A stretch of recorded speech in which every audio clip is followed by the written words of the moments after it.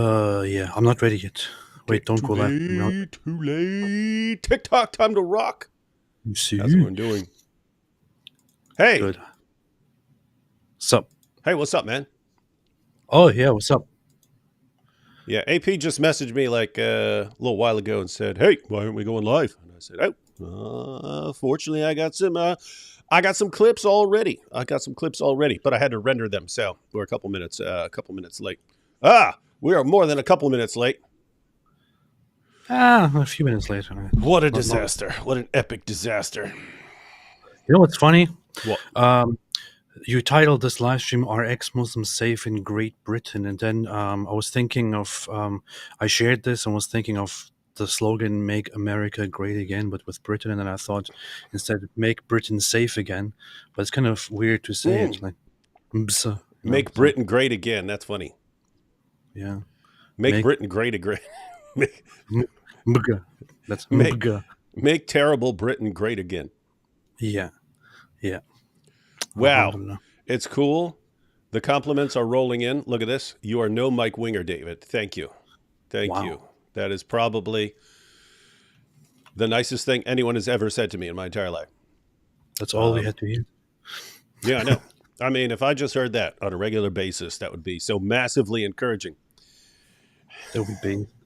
Anyway, I was over in the UK and there We were? were, yeah, there were a lot of ex-Muslims. There were a lot of ex-Muslims at the Polemics conference we were at. And some of them were people who had converted to Islam at some point, like Ananda Apologetics. He's a convert to Islam who then left Islam later. But I'm trying to think because some of the ex-Muslims weren't saying that they had a problem. They all have problems. Specifically, definitely All the ex pack. What's that? all ex-Muslims have problems. Oh yeah, yeah. They all You have, see, definitely the Pakistani background ex-Muslims seem to have a problem with people in the Pakistani community coming after them, and of course, it seems like every few days now I go on Twitter and there's another story about a mob in Pakistan forming based on the accusation. Hey, that guy over there teased me. He burned the Quran.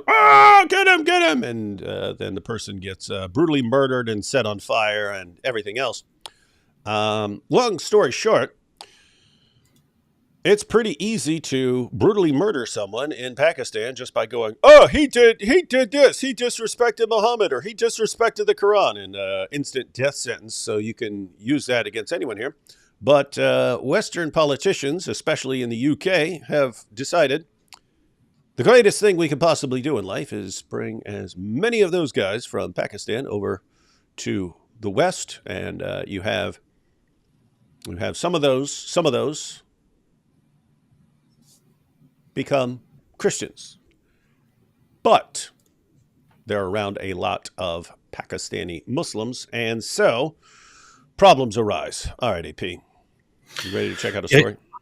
and it was apparently it was a. Are we going to look at it? Yeah, it was a tourist. So yeah, let's have a look at it. Oh, you mean in Pakistan? Yeah, I'm not we're looking going to at talk. that story. No, I'm not going to Oh, talk okay, about that story. I'm talking about people in the UK. okay. Talk about So the ex-Muslims in the UK. Oh, go ahead. Go ahead. the guy in Pakistan was apparently just a visitor there. I don't know if he's from Pakistan originally or whatever it is, but he was there to visit, and he was then accused of blasphemy of whatever kind. Mm-hmm. Um, and the thing is, I saw that the reports that this guy has been killed and has been lynched. I saw the video of it, and reports of it first on social media, on Twitter. I immediately searched for news reports as soon as I saw it. Couldn't find anything. Uh, so I thought, interesting. What's that all No about? So, Jews. No I Jews. more important, more people started sharing it. So I shared it as well after seeing some credible sources share it, and then later on it started surfacing on the media. So the media is slower to record something like this than the average people who report on this kind of stuff are. But How slow what's do you happening? think? How slow do you think it would be if it were a bunch of Jews They would report it before it even happened. attacking a random Palestinian? Yeah, they would. They would report it 3 weeks before it actually happens. And they would report it as like, even if one person was just attacked and slightly like pushed around or something, they would report it as Genocide. is reported that 50 are 1,000. dead. 50 are dead. 500 of them are women. 600 are children, and 700 are journalists. So That sounds about correct. That sounds about correct. All right, so yeah, I basically at the polemics conference was talking to various, and it sucks because there were more. But if it was between sessions or something like that, or I was hanging out in a room with someone who's an ex-Muslim, I'd say, hey, why don't we get a quick video of this? And so recorded a couple clips, and some of the clips were just about guys and how they left Islam. And a couple of them, though, included some stories of how they're treated in the UK. So we'll take a look at that. We got a couple of super chats. Oh, no, it's AP's buddy. Who? It's AP's buddy. I'll read these first couple of super chats real quick, and then we'll jump into a video. Chapter 108, Holy Skibbity. Indeed, Heisenberg have granted you Rizzler abundant gooning. So edge and gel to your soy jack alone. Only the one who sus you is truly cut off from any grimace shake. that's a beautiful super chat. I haven't read anything better in my entire life. Yeah, Is this how young people actually talk? yeah, that's how everybody talks. Do you never go outside and talk to younger generations? They all talk like this, exactly. There would be some destruction if my kids were talking like that. Narrated Aisha, the goat Rizzler, gooned her when she was 6 years old, and he edged his. What the heck is this weirdo, dude? AP, keep your fans over on your channel. Yes. Yes. Ari Day says there are Labour MPs getting threatened about Palestine and being told this is not the place for you. Not And a being place. told it's not the place for you. Labour MPs getting threatened about Palestine and being told this is not the place for you. Interesting. David Wood, take that Star Wars shirt off. It's stolen valor. Yeah, I just have it because it's basically I use it as when everything else is dirty and I need just a complete rag to wipe something off the ground or something like that. I use this garbage Star Wars shirt. But What I've is got this, it. man? This is supposed to be a YouTube channel where we talk about religions, political matters, like Yeah, actual serious stuff. This guy's telling you to take your shirt off. Like, yeah. you're in the wrong Take your place. shirt off. Yeah, Go take somewhere your else. shirt off. Take your shirt off like Muhammad Hijab.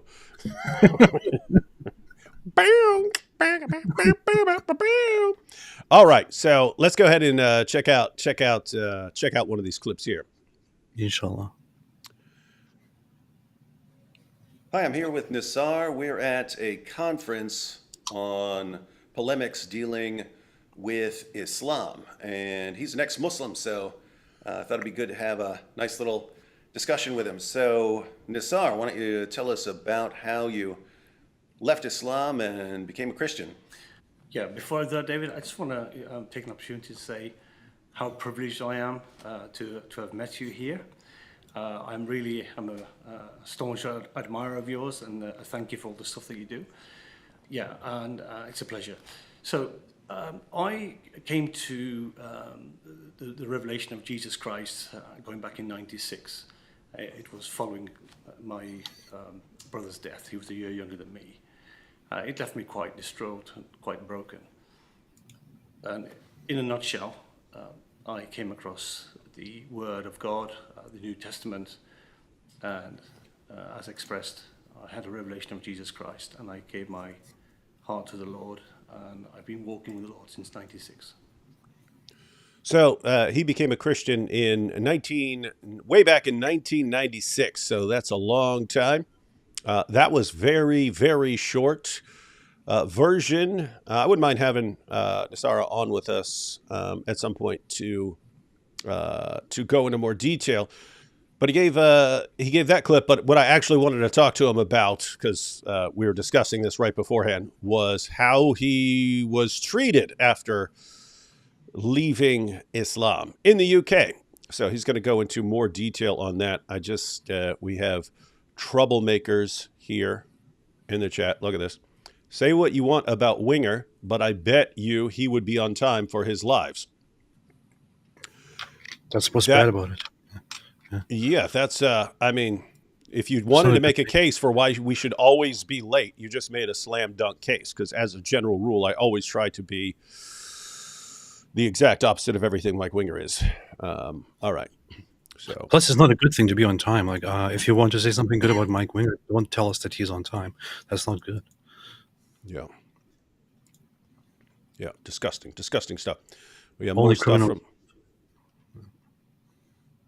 What did you say? Only criminal? Yeah, only criminals, disgusting people, murderers, thieves, people like that are generally on time. That's true. That's what they do. They do. Let's see. Let's be real here. My version of the Gunnar Quran is better than the real Quran. Well, to be fair, everything's better than the real Quran. Did either of you read or listen to the speeches, writings, lectures? Osama often framed his actions as being defensive. He was clever. Yeah. Yep. Yeah.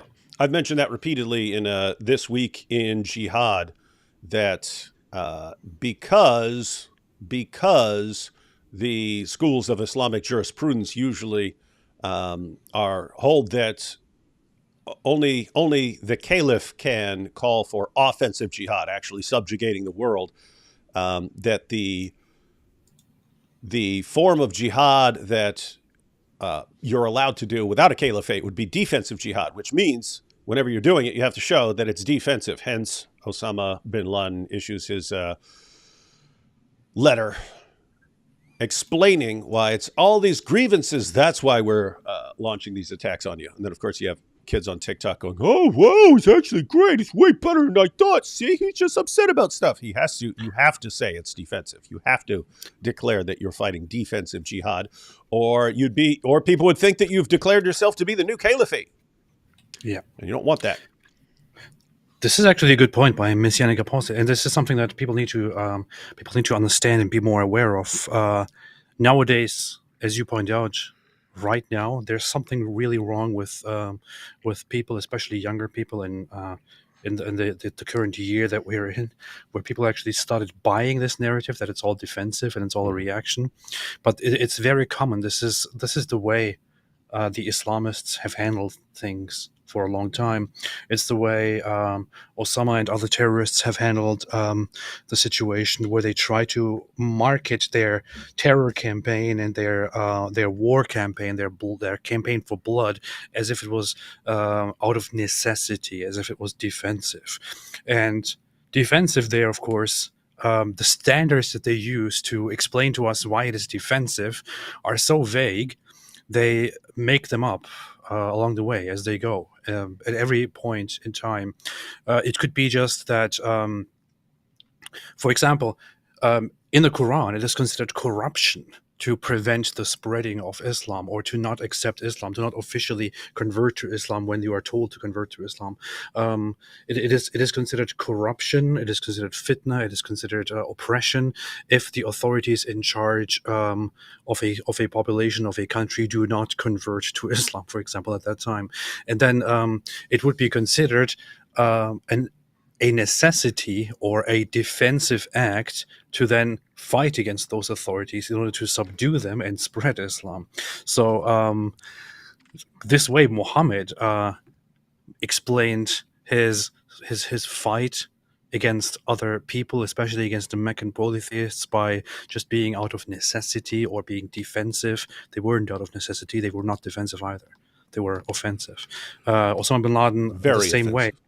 what he did was not a defense. It was not out of necessity. It was done because he wanted to do it, because Islamists want to do it. ISIS also argues that they are just defending themselves.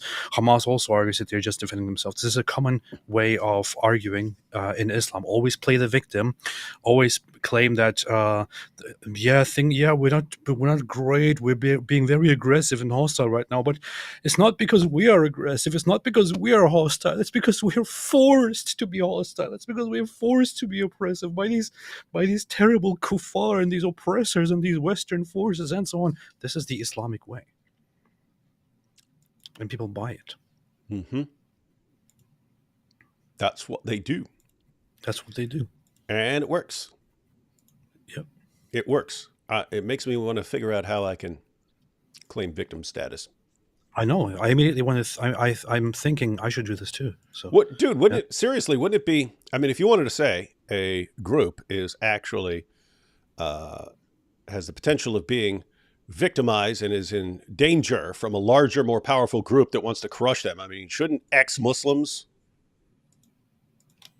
be one of the most protected groups on the planet?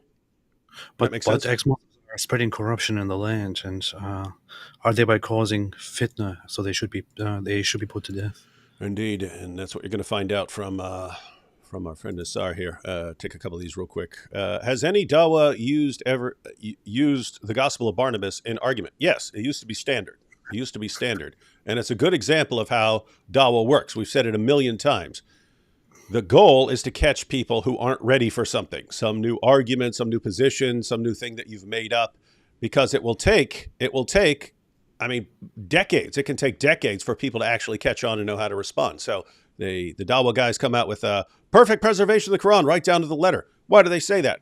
No one knows any better. People don't know about the manuscript history of the Quran and the different qira'at and so on. It gives them an argument that they can use. Scientific miracles in the Quran. It's filled with scientific miracles.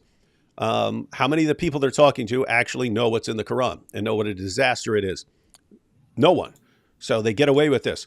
And of course, in the 80s and 90s, they came out with, the Gospel of Barnabas. This is the true gospel. How many people had ever heard of the Gospel of Barnabas? None. And so what? You're hearing about this. And keep in mind, the Dawa clowns, they don't mind making stuff up. They're like, yes, and this goes back to Barnabas and this shows. And no one knows any better. And meanwhile, it eventually gets exposed. People start looking it up, find out that it was written more than 1,000 years after the events, and it's a forgery. Then they don't use it much anymore. The funny thing is, I still see occasionally one or two people who actually refer to the Gospel of Barnabas as the authentic gospel, and it's funny to see, and it always makes me wonder if this person just didn't get the memo or doesn't know that it has been thoroughly refuted and is an obvious hoax, or if they're just lying and they don't want to stop lying. Yeah, that's the other part. Is once the Dawa guys spread the lie, then even once they stop using it because the lie's exposed, you still have the followers who don't catch on, right? It's like you'll still find Muslims in random comments and so on appealing to the perfect preservation of the Quran, even though that's been debunked for a while now. Or you still find Muslims using the scientific miracles, even though the Dawa guys have abandoned the argument because they say it's been debunked. And so it's these waves of deception. Dawa is these waves of deception, and the goal is to just, like, every time you're exposing one deception, another wave comes crashing down on you. Another wave comes crashing down on you.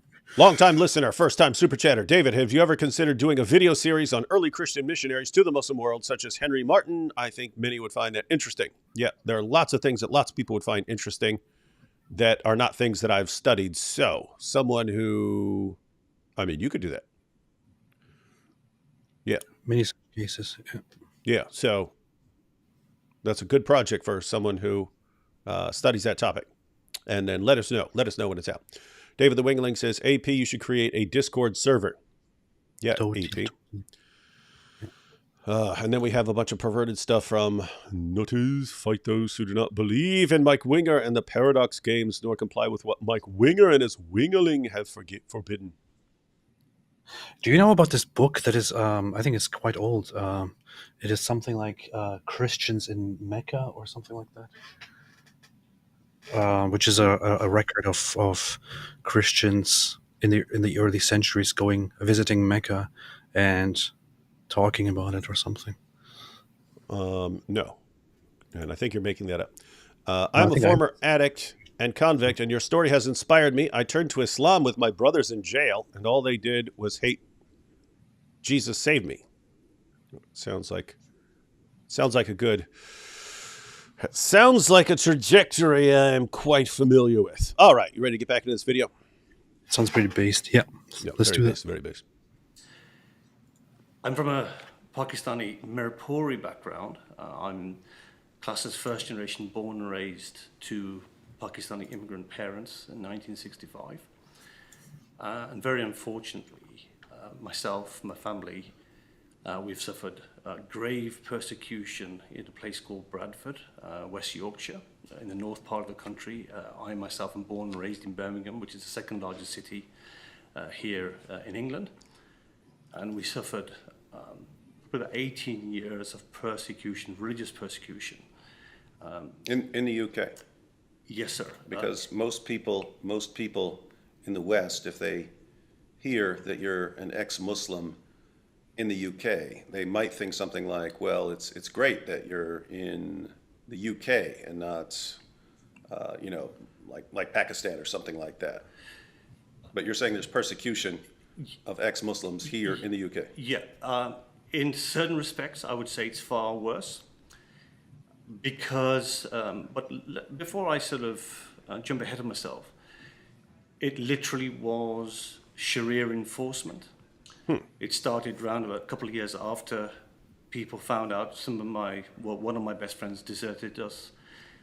He said, look, you are, in their estimation, a kufr, kafir, unbeliever, infidel. That's it. And he basically washed his hands of me. Then what happens is he tells another friend, somebody else, and before you know it, it goes out like wildfire. And you then suffer this religious persecution in the form of hatred, contempt, instant contempt. They simply can't contain themselves, and what I've found is that they're using British freedoms, laws, democracy against people like myself. So it is Sharia enforcement. There is no freedom for ex-Muslims. And what you find is that you then suffer criminal damage, persecution in the form of, it starts off mocking, jeering, dehumanizing myself, my wife, my children, referring to me as a Jewish so-and-so in not such nice words. So somehow, in their estimation, Jewish. No, I'm pretty sure I'm pretty sure what they meant was Zionists because they don't have a problem with Jews. Nobody actually has a problem with Jews. They only have a problem with Zionists, of course. Isn't that's a that good point. true? Yeah. So That's a good point. Jew dog. That was one of the references they used to call Said they and called him daub Jew dog. graffiti on the walls of my home. Car torchings, car rammings, drive-by brickings, you're under siege, we were forced out of our one home. Now you hear this? Back this up. You hear this is what this is how he and his family are treated in Bradford, in the UK, in Great Britain. It's Great Britain. He calls it Sharia enforcement. In other words, there are punishments. There are punishments for leaving Islam, even in the UK. So let me back this up because it sounds pretty rough. So it is Sharia enforcement. There is no freedom for ex-Muslims. And what you find is that you then suffer criminal damage, persecution in the form of, it starts off mocking, jeering, dehumanizing myself, my wife, my children, referring to me as a Jewish so-and-so in not such nice words. So somehow, in their estimation, I'm a Jew dog. That was one of the references they used to call and daub graffiti on the walls of my home. car torchings, car rammings, drive-by brickings. You're under siege. We were forced out of our one home back in 2006 after several years of suffering these type of things. In the UK. In the UK, yeah. How are, like, Look at these. I'm from the US, and there are problematic places in the US, but What are you saying? Look at these stats. I'm looking at demographics of Bradford. 2001, 60% Christian, 16% Muslim. 2011, 45% Christian, 25% Muslim. You see? 2021, 33% Christian, 30% Muslim. You It's see? probably Muslim is probably number one by now, or going there. Or, yeah. But hey, there is no Islamization. That don't be ridiculous. There is no No. Islam. No, that's a conspiracy theory. And since Islam is so good, we know that life is going to get way better there, the higher the percentage of Muslims in the population there becomes. So he was in an area that is now pretty even between Muslims and Christians in the UK. it sounds insane that this is allowed to go on. You know, David, I would like to say, you know, nothing has prepared me and my family for this type of onslaught, where you're under siege and you are treated as a dhimmi, second class, third class, scum of the earth, and you need to be eradicated from our home, from our area. We were forced out of one home. In life and death situations, we try to rebuild our life from 2006 onwards, and then again, the same scenario repeats itself. And it culminated in our second home, abuse, religious persecution. You're made to feel, as I say, inferior. They want to dehumanize you. Belittle you. Actually, they just don't treat you as human. You are just a infidel dog, actually. And this it reminds me of what people suffer in Saudi Arabia or the Muslim lands or Pakistan. And as I said, in some aspects, it's been far worse because it's been aided and abetted by the police, who have failed to take decisive action because of fear of being labeled as racist, and that key word that they use, Islamophobic. So You guys, you hear this? So he's talking about being forced out of his home because of repeated attacks, having to go somewhere else, and then facing the same thing there. And police don't stop it because they're worried about being called names. They're worried about being called Islamophobes. Yeah, that was the same thing with. It officially came out that is how a whole grooming gang investigation was suppressed officially by trying to suppress it, trying not to see it because of the fear of being called racist and Islamophobic. And I think I bring this up right here in this video, if I recall correctly, because that's obviously what would have come to my mind instantly. Hey, that's kind of like the grooming gangs. just to be clear, this is a similar situation to with the grooming gangs, there we go. where There's police D-Wood. know what's going on. It's reported to police over and over again in thousands of cases what's going on, and they do nothing and look the other way because they're terrified of being called racist. You're saying it's very similar for ex-Muslims. Precisely that, actually, precisely that. And so, because they are terrified, not only of being labeled racist and Islamophobic, this key word that they've used, but they are fearful of Muslim backlash in the form of violence, Islamic rage, and as not to stoke tensions, even as far as Theresa May, our previous Prime Minister. So for me, it culminated, and my family, in a most brutal attack on me back in November 2015, where I was almost bludgeoned to death, getting into my car. And I knew of this intended, unwarranted action against me. So just to be clear, this this is because you're an ex-Muslim. This is not a random robbery or something like that that you're being attacked. You're No, being not attacked. at all. It's because I'm an ex-Muslim. Because we lived the new address. We lived fine for 2 years up until it was then told everywhere he's a convert. He's an infidel. He's a kufr. He's a kafir. Don't associate with him. And the same contempt then goes against you again, and it culminated in a brutal attack on me where I was kneecapped and suffered a broken hand trying to protect my head from being bludgeoned in.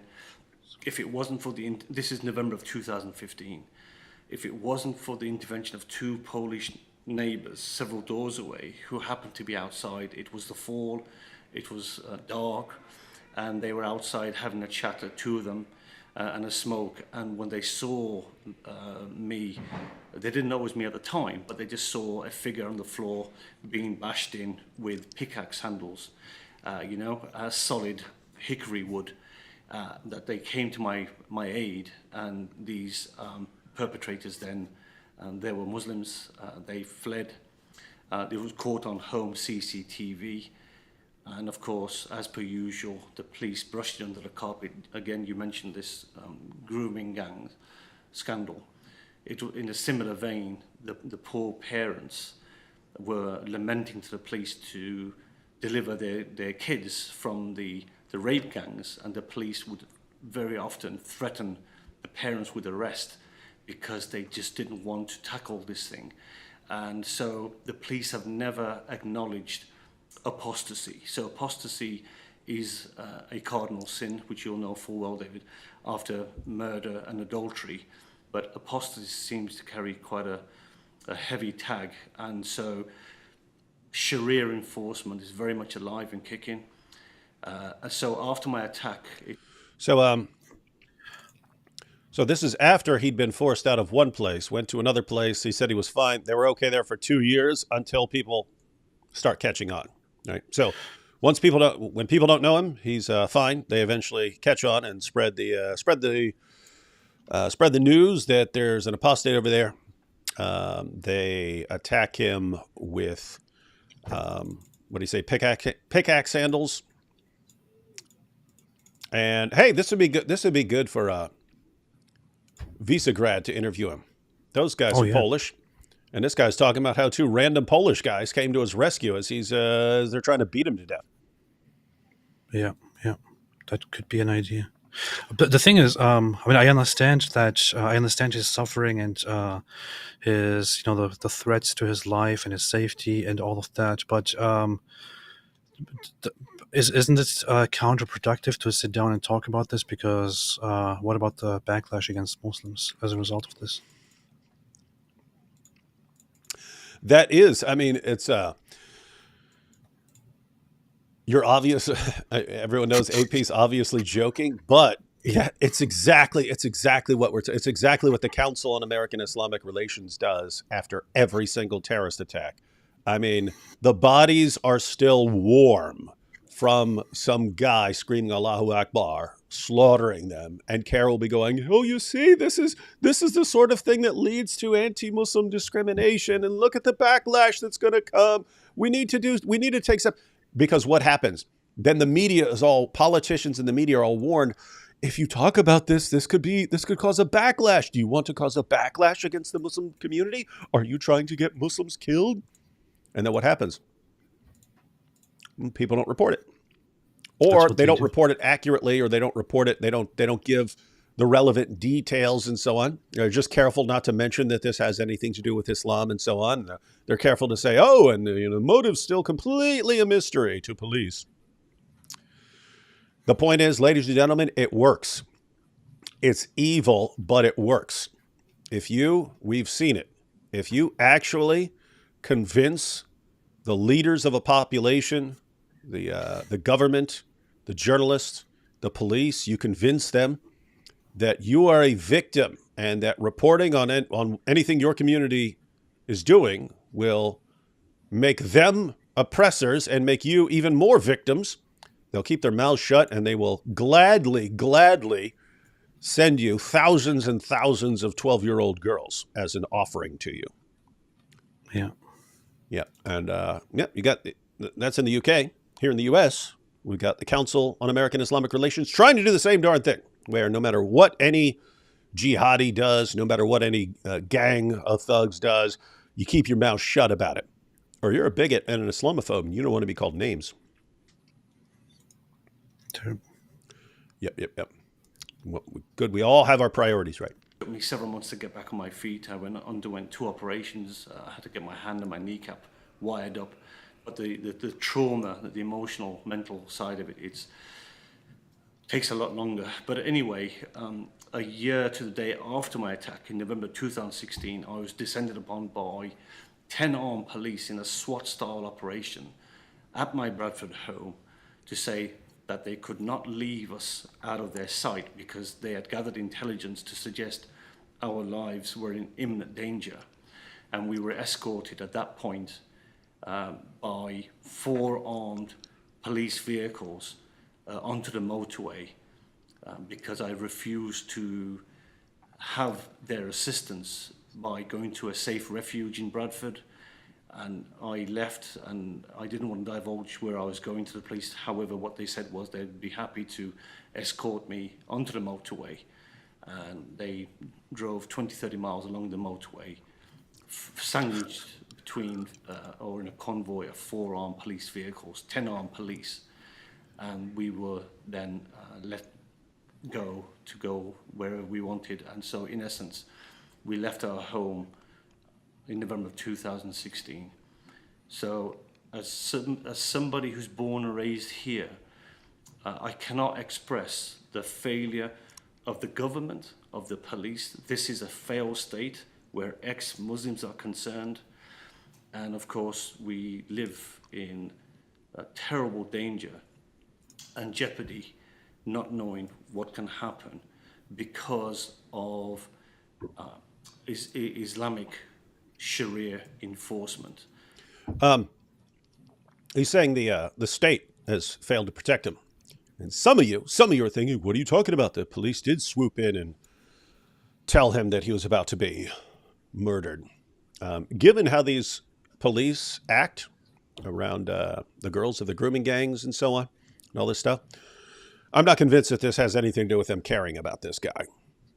We don't want a murder to tarnish the Muslim community here, because that might actually break through in the news. If an ex-Muslim is killed for being an ex-Muslim in the UK, we got to get this guy out of here before something could lead to a backlash. I mean, I just can't take anything that the police does in the UK seriously in this regard.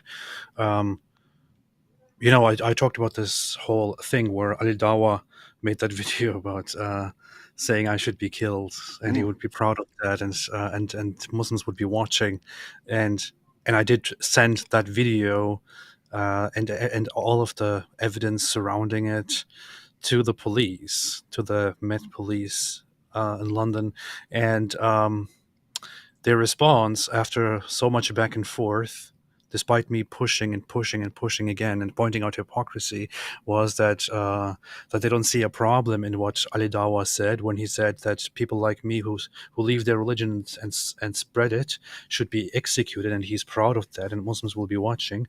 They said it's not a problem because obviously he is just somebody who is very religious and very passionate about his religion, and yeah, that's like all why the guys that tried to kill Nasarhu. Yeah. It's so funny. Like even seriously, when I talked to the FBI about this on one of our regular visits, and I just said, oh yeah, I just received this and this. There's just this and this video out there. They took serious note of that and said this is a very serious problem that such a video is out there, and they would have to look out for whoever gets incited by that video and then takes action, because if that leads to incitement and leads to somebody actually taking matters into their own hands and killing somebody for leaving Islam and spreading it, the person who made the video would get in trouble. And this is what the FBI says. Whereas where we have free speech, where the video itself is not directly considered an act that is punishable, over in the UK, where there are actual hate speech laws, where you can actually go to prison and pay fines for, offending people, they don't see that as a problem. But if you go into a space and start mocking the Muslim prayer, they will come at your door and fine you, or put you away for a while. Or if you say Muhammad was a child molester out in public, they will punish you. If you, however, say apostates should be killed, and we're proud of that, they're like, well, seems like these Muslims are just very passionate about their beliefs. Ridiculous. Yeah. So you have people like Ali Dawah going around, and an Islamic State, blah, blah, blah, blah, blah. And people are thinking, oh, but he's not actually calling for people to die right now. So it's a very moderate view.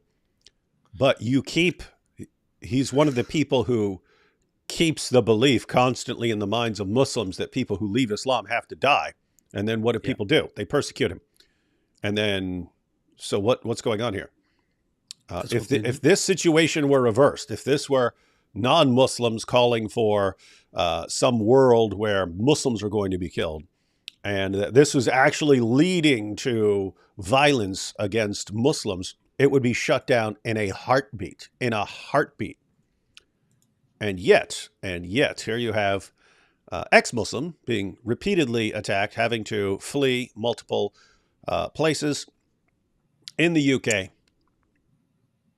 And apart from making sure that he doesn't actually get killed, they don't want to help this guy at all. So we are now living, and have been for the last 7 years, as internally displaced people, as refugees born in my own country.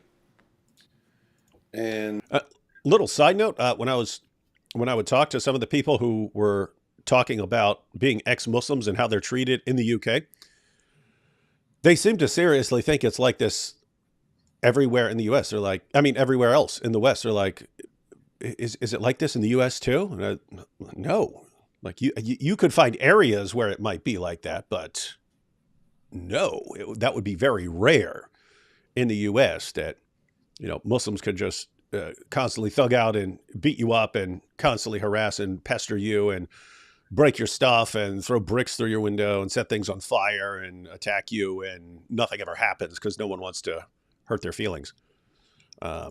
So anyway, yeah, some places are better than others. you have the Dawa guys on YouTube calling for public executions of ex-Muslims right here in Great Britain. YouTube does nothing to stop them. Great Britain does nothing to stop them. I mean, there were threats directed at my friend the apostate prophet, and it was reported to the British police, and they didn't take it seriously. YouTube doesn't care. It's still on YouTube. The threats are on YouTube, and we all know What? Me? No, my Aunt Maple. that if the situation were reversed, if it were you or the apostate prophet threatening Hey, this is funny. I just said this because I forgot that I'd brought it up, but it's interesting how your brain will react in the exact same way after hearing it a second time. Muslims, everyone would jump into action. And so it seems like as long as, if you were still a Muslim, the British police would bend over backwards to do anything to stop anyone from bothering you, would not tolerate any aggression towards you. But as soon as you leave Islam, you're basically garbage. You're dead man walking. So you have to get out of these Muslim majority areas, or what they call community areas. Did you guys hear this? It says if you leave Islam and you're in a heavily Muslim area, he said you're a dead man walking. You have to get out of there. I heard the same thing from other ex-Muslims in the UK, who told me that I think they said East London and North London, certain parts, you just can't go there. You can't be there if it is known that you're an ex-Muslim, especially if you're outspoken. If people know your name, you can't be there. You have to be far away from there, in a proper place where it is more expensive to live. That's exactly that's what I heard from everyone. Yeah. It was I could no longer live in an area with lots of Muslims around. And therefore, I had to move to a much more expensive area. Yeah. And then, of course, they have trouble paying their bills because there's like, well, here's a place I can afford, but I'll get killed here. So I have to go to a place that I can't afford because it's the only way to keep my family safe. And that is a story I heard multiple times. So I'm not surprised in the least concerning your friend, the apostate prophet, because I myself, just like the blasphemy law of Pakistan working against Pakistani Christians, the same spirit, the same mentality exists here. I have lost count of the times I've been arrested myself on false allegation of arrest because they form these mobs. And although the catalyst was a Pakistani clan family and quite a demented clan family because of their religious sensitivities, based on their religious sensitivities, to make the area halal and clean us from our home and our abode.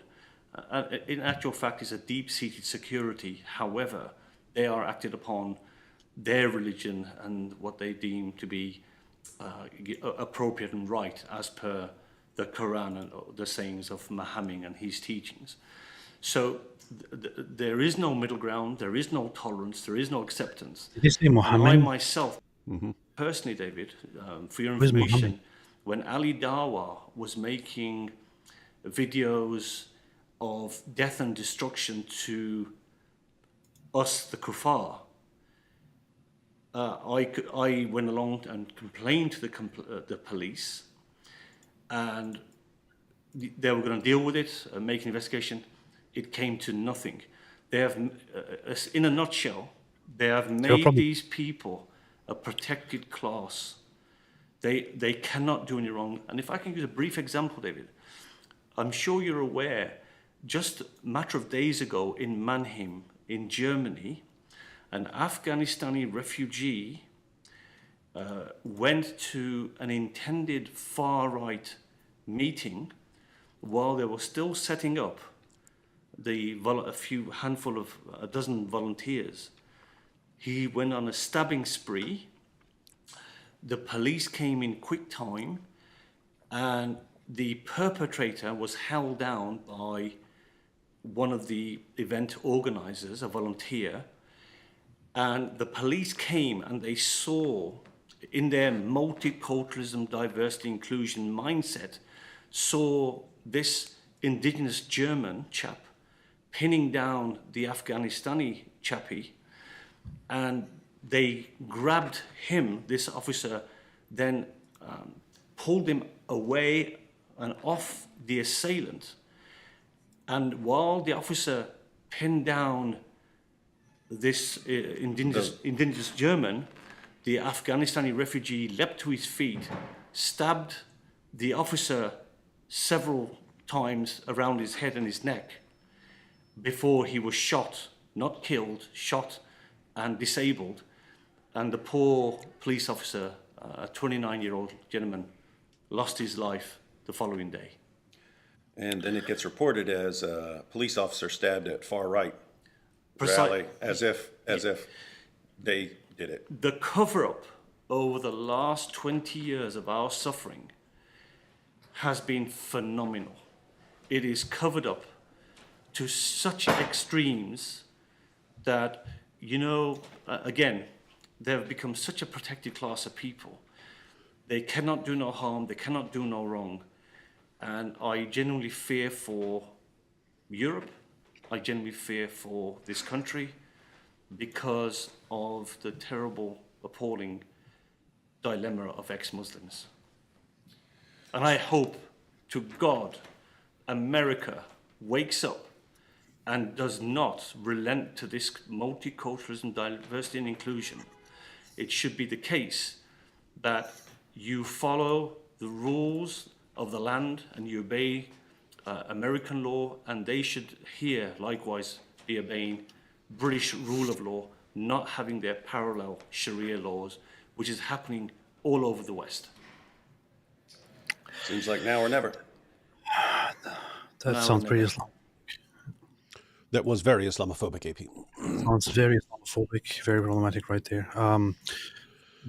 It's I understand you want people to follow the law. However, Muslims should be exempt from following the law of the land, if it's the West, because Western laws are made for Western people, and it's probably difficult for Muslims to follow the law that Western people make with their Western values. So obviously, I would say that as a people in the West, we should make sure that Muslims are always exempt from following the law, that they should not be held to the same standards, and that even if they commit severe crimes, that they should be always forgiven. Whereas if others do the same thing, they should be imprisoned, or even executed. You know what's weird? It's Western officials and journalists and so on. They come at this from a completely different perspective, but the results are the same. In Islam, Muslims are the best of peoples ever raised up for mankind. Unbelievers are inferior. We're the worst of creatures. So, best of peoples, Muslims, worst of creatures, us. Should we be able to tell them what they have to do? In Islam, no, of course not. Of course not. What are you talking about? What are you talking about? They're the best of peoples. They're coming as our lords, right? We have to obey them. So that's the Islamic mentality. But as far as people in the West in positions of power and authority and so on, so your politicians, your educators, your journalists, and so on, it's actually reversed, where they think of Muslims as like savages and barbarians and so on, and perpetual victims, and they're just you can't hold them to the same level of accountability that you hold other people. What do you do? What do you mean you expect them to behave in a certain way? What are you talking about? You can't expect them to follow the rules like everyone else. So they treat them as actually like subhuman. And so what's amazing is the mentality is completely reversed, and yet the result is the same. They don't have to follow the same rules that everyone else follows. And so if it's an ex-Muslim and they're repeatedly attacking him and trying to kill him, from the Islamic perspective, what are you talking about? This guy deserves this. He's inferior. He's garbage. He has disgraced himself and his family and insulted Allah, and this is what he gets for leaving the superior position. And if this is what he wants to be, then we'll treat him accordingly. But from the perspective of the police and politicians and journalists, it's, well, what do you expect? Do you have any idea how enraging that would be to these poor, primitive people? And that's how they treat them. And so it's this interesting situation where those of us who are sitting there saying, these are the rules, follow them, we're actually treating them better than the people who are kind of agreeing with them that they don't have to follow the rules. We're like treating them like human beings. There is a point that people have, which is that if a Western person does something, someone in the West does something, they should be held accountable, because they can obviously also abstain from doing that certain thing. It could have been preventable. When a Muslim does something, can you really expect them to not do that certain thing? Because they just don't know better. So what do you expect? Yeah, and another thing we've pointed out in completely different contexts is the Jews, of course. So you They're have superhuman. They're held to a standard beyond anything that any other human beings on the planet are held to, right? It's like,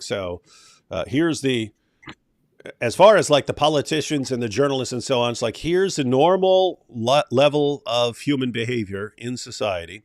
And they think, oh, this is what you should expect from Muslims, and you can't expect anything better than that. And here's what you have to expect from Jews, and you can't settle for anything less than that.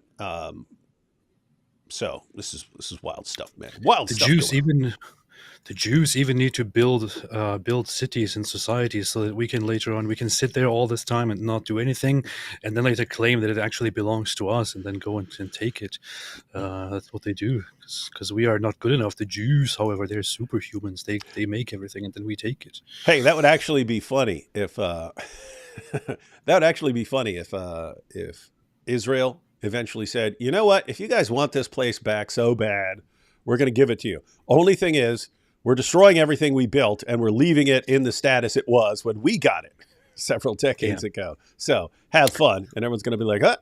What is this place? We're fighting over this? It's just a big. There's nothing here." And when they got it, aside from those places that were without interruption Jewish, much of it was empty, barren, or it was just unlivable, disease-ridden. Like, people don't know, but the Zionists, Israel actually had to do significant work to get rid of malaria on the western coast of Israel. It was unlivable. Pretty rough. All right, so got one more clip that I have a bunch of clips that I recorded from over there. I have two clips that we're going to be looking at during this live stream from ex-Muslims in the UK. So we checked out one, and there's another one that's a little shorter than that one. Let's take the super chats real quick, and then we'll jump into our next video. AP, you should not create a Discord server. That's funny. The Wingalings are using reverse psychology. So if they want you to have a Discord server, they'll tell you not to have a Discord server, but they'll make it coming from a Wingaling. Smart. Yeah. But we're on to your plan, and we're on to the constant, endless deception of the Wingalings. We're not falling for it. Go ahead. Yeah. Wingalings are the best of deceivers. D made a good point and said it wasn't the airport for Burak Airways in the region, though. So that was the only thing actually that was there. That was in Jerusalem. That was always standing. It was the most advanced airport, the Burak International Airport. Yeah, you could fly out. You could fly out, visit a bunch of stuff, come back, and your bed would still be warm from peeing in it earlier. Yeah, yeah. But the evil Zionists destroyed it, of course, when they took it over. Yeah. Let's see. Oops. God bless you all. Thank you. I'm into fitna. Fitting a whole pizza in my mouth. That's nice. That's impressive. Dr. Wood, you were great at Speaker's Corner, like Hatun Tosh. You are a brave soul. By the way, Keir Starmer is set to win big as Britain's PM. He will outlaw all criticism of Islam. Britain will fall. Sad. That will be funny to. I mean, it'll suck, but it'll be funny to watch. That's the Labour Party guy. I heard some really bad stuff about him. Yeah, I don't think they'll actually pull off banning all criticism of Islam, but they are putting that forward as a bill. In fact, I need to respond to one of the people who put together the response to that bill. Met him over there in the UK, and he has agreed. He gave me like a whatever it was, 20-some page response to the idea that this bill is a good thing. So, yep, that would be a good topic to discuss. But no, I don't think Britain is going to fall. I just think it's going to be way, way, way more painful and messy and terrible than it needed to be if people had the slightest bit of common sense. Well, I'm getting confusing things out of the election polls, but I'm going to look further at it. But Nigel Farage is apparently, his party is apparently rising very sharply. Is that the Reform Party? The Reform, Yeah, is that the one? Yeah, Reform. Nigel Farage is the guy who led the whole campaign of Brexit and all that. Yeah, that's exactly what you're going to end up with. The European systems are different from the American two-party system, in that you can have all these different parties and stuff like this, and they'll have to form like coalition governments and so on in various places in Europe. I still don't get all the details, but as things get worse, things are going to polarize into basically two sides. That's what you're going to end up with. You're going to end up with this is the side that's doing everything in their power to Islamize the entire country, and over here, these are the people who are trying to avoid that from happening. And everyone's going to rally around those two causes, because that's not going to be a time for all these other concerns you have in life. Those are going to become primary concerns, and so. It's so the Conservative Party that is currently ruling has done Yeah, such they a crumbled, terrible. didn't they? They were elected last time during the elections with 44%. They are now at 20% according to polls. They're dipping brutally. The Reform is at 16%. So Reform is actually going to overtake the Conservatives, as it seems right now. But Labour took over, and they are at 40%. So I Yep. don't know. Rough situation. Rough times ahead. Can't say we didn't warn you. Can't say we didn't warn you. What did Great Britain do to their warners? Robert Spencer, Pamela Geller, everyone who's telling them what was going to happen, they banned them from the country. Bill Meanwhile, Warner. bringing in as many jihadis as possible. Yeah. What do you mean by safe? What do you mean by great? What do you mean by R? Britain would only be great if the Americans returned with the NFL. That's true. Mike Winger is the type of guy to lick his finger every time he turns a page. Lloyd has awesome descriptions of Mike Winger. Doesn't Winger seem like that? Like he's sitting there reading the Quran. Oh, darn, I'm going to get slobber on the Quran by doing this, but I don't know. I'll risk it. So he's sitting here reading. I don't really see it. I think Mike Winger looks like the coolest guy I've ever met in my life. So. Good one, AP. AP got jokes. I was totally serious. AP, as a scientific exercise, you should attend a divine liturgy simply as a practical experiment and historical lesson to observe some of the traditional practices of the ancient church. It will be interesting, I promise you. That sounds like an interesting trajectory. Yeah. And he's pointing it out as a scientific exercise. You go in there with pen and paper and take notes. Oh, okay. Inshallah. I got called a Jew in AP's comment section on X. I feel so honored to be amongst the greats like AP and D Wood to get my hands on those shekels. Yeah, that is quite the honor. There are certain things they do when they have no more options and they don't know how to respond to you, and that's just some version of name calling or insults or something like that. So, yep. The thing is, I'm kind of in this at this spot where I can't decide who is worse. There are the two groups that always come in lately, especially right now. Whenever you talk about anything, they go, "You're a Jew, you're Jewish." Those are the Muslims and the Groypers. The Groypers are bad.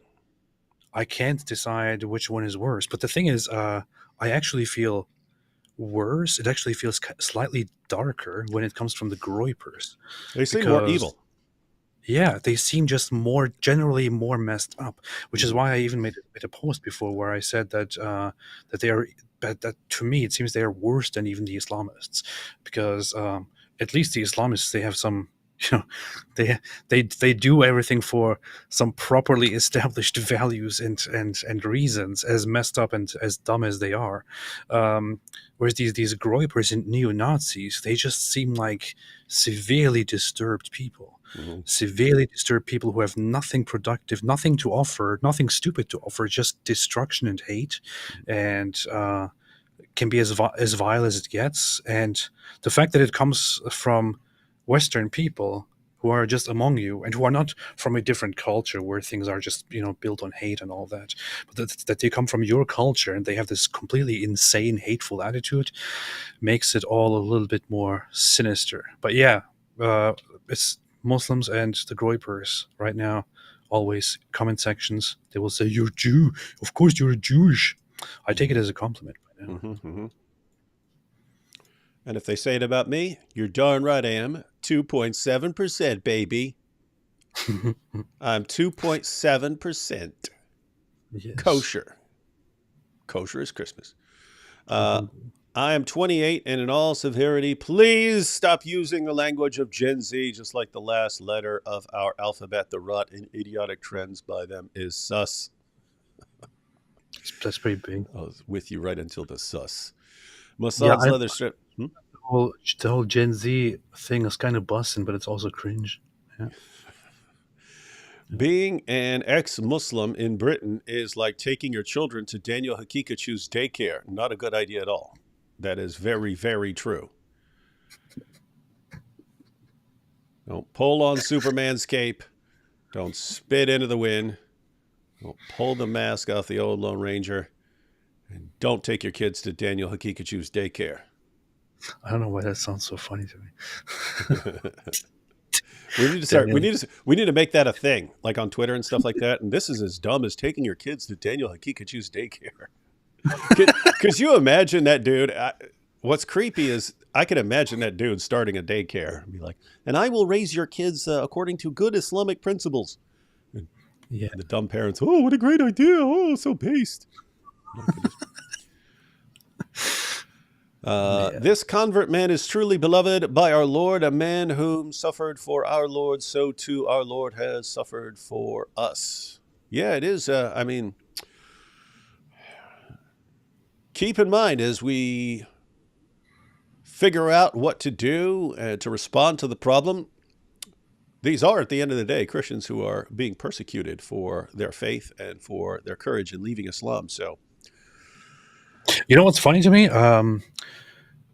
Recently, we were talking about how ex-Muslims are unsafe and how they are mistreated and things like that, and they have to hide their identity and all that. And then Rebecca sent me a message and said, you know what? It's very strange to me when you guys talk about how ex-Muslims feel unsafe in the West, because here in Israel, there are just ex-Muslims everywhere, and they're totally fine. And they openly say that they're ex-Muslims, and they're converts to Judaism, or they're atheists, they're Christians, and it's totally fine. Like they're safe from any kind of persecution.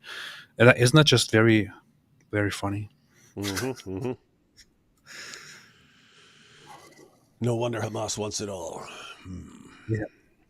They do all this to this man, and the same people cry when we criticize the PDF of a prophet. Yes, that's the great irony in all this. Look at, I mean, you've got Ali Dawa.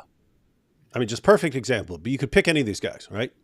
It's Ali Dawa. Yeah, we's gonna chop your heads off and so on and blah blah blah. Yeah, I was gonna be eating the popcorn and yeah, I would give my 9-year-old away to tell her you're ready to be married and so on. And we say, hey, your prophet's messed up. And they go, oh, we can't believe you're so intolerant. Yeah, well, oh my goodness, look at the bigotry and Islamophobia. It's like, if you're putting forward some of the most horrifyingly evil ideas, you don't get to scream, oh, we're being oppressed here when people criticize us. You just don't.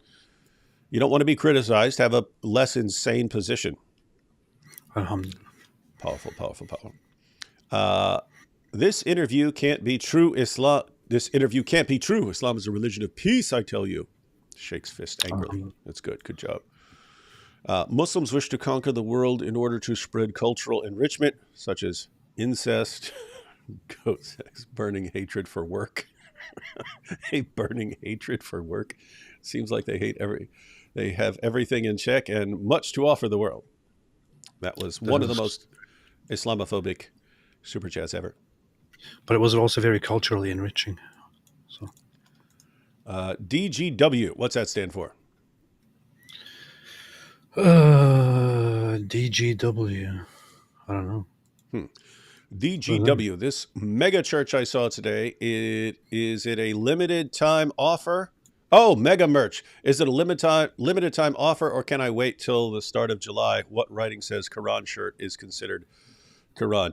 Oh, yeah. So in the description box, and I posted in a community post, by popular demand, after I wore a Quran shirt to Speaker's Corner, I got a lot of requests for getting that Quran shirt. That was, I gave Elle the idea of what I was looking for, and Elle did the graphic design and so on.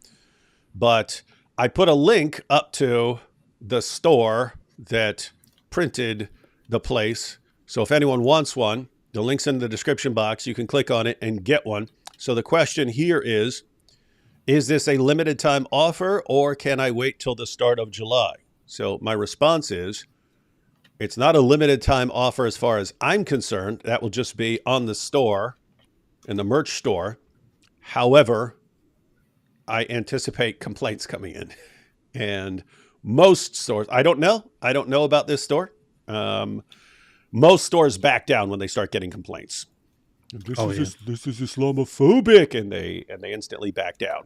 Even though that same and you could do this. I guarantee if you go to that merch store, there will be all kinds of T-shirts mocking Christianity, mocking Jesus, and so on. That will all be fine. But if I make some bulletproof body armor, then I'm the bad guy. But so yeah, I'm not taking it down. It will be up. It's very possible that it's going to be taken down due to complaints, as we've seen so frequently in the past.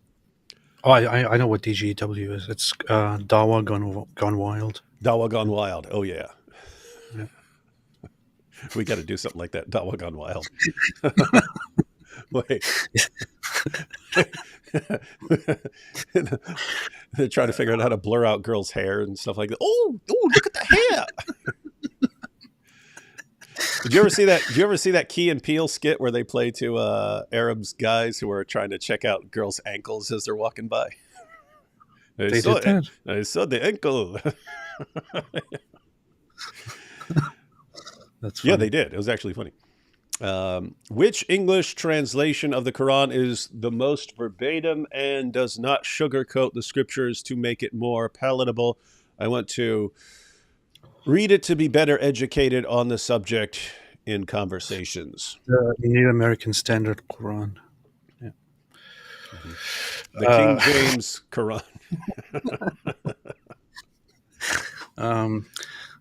I personally prefer Sahih International, but because it's more truthful than some of the others, but it's also a little bit sometimes it gets a little bit broken English. But there are some that are not that much known. But Arbery, for example, is a very literal one. Pickthall. I've seen lots of people praise the accuracy of Pickthall quite a bit. Problem there is it's written in like King James English. A lot of the older Qurans, they tried to make them sound like the King James Bible to make it sound holier to Christians in the West and so on. So there's that. Some people say the Haleli Khan, but they pack a lot of stuff in there. They add a lot of parenthetical stuff in there for people. KJQ.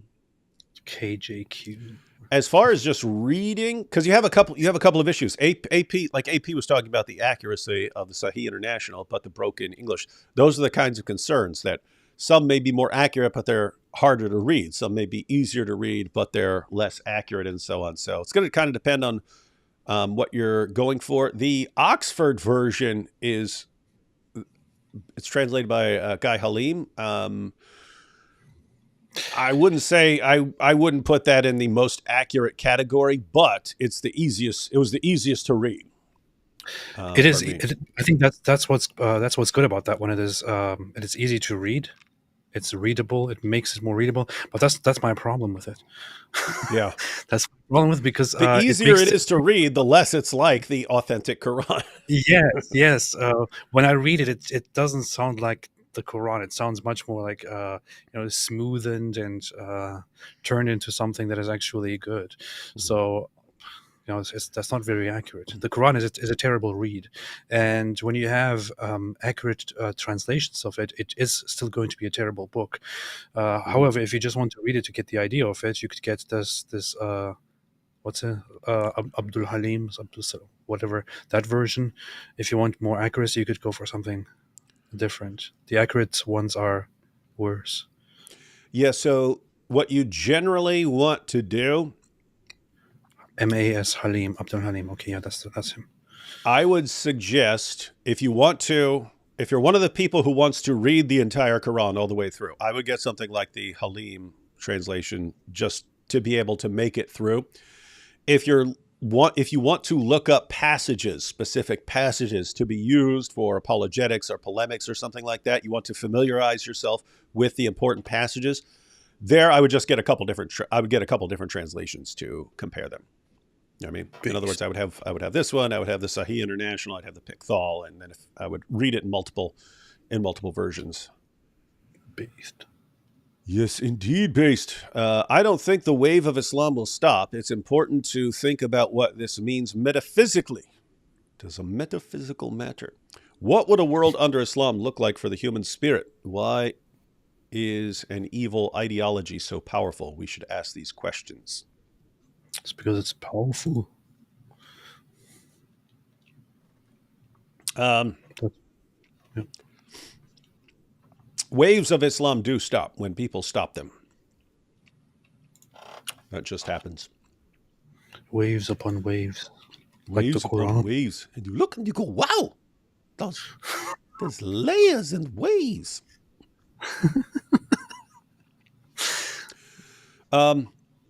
If you're talking about metaphysically as like, if you mean like spiritually, those are relevant questions. Why is this, which is so obviously sick and evil, why is it so hard to deal with? And why does common sense go out the window whenever we're talking about it? It is a metaphysical matter. America will relent to Islam. The world is bound to evil in its core, but ultimately human beings are owed to God. He paid for us on the cross. Hey, someone here has gone to the apostate prophet school of negative Nancy viewing everything. Doom, the world is bound. America will relent to Islam. Alhamdulillah. America actually has an advantage here.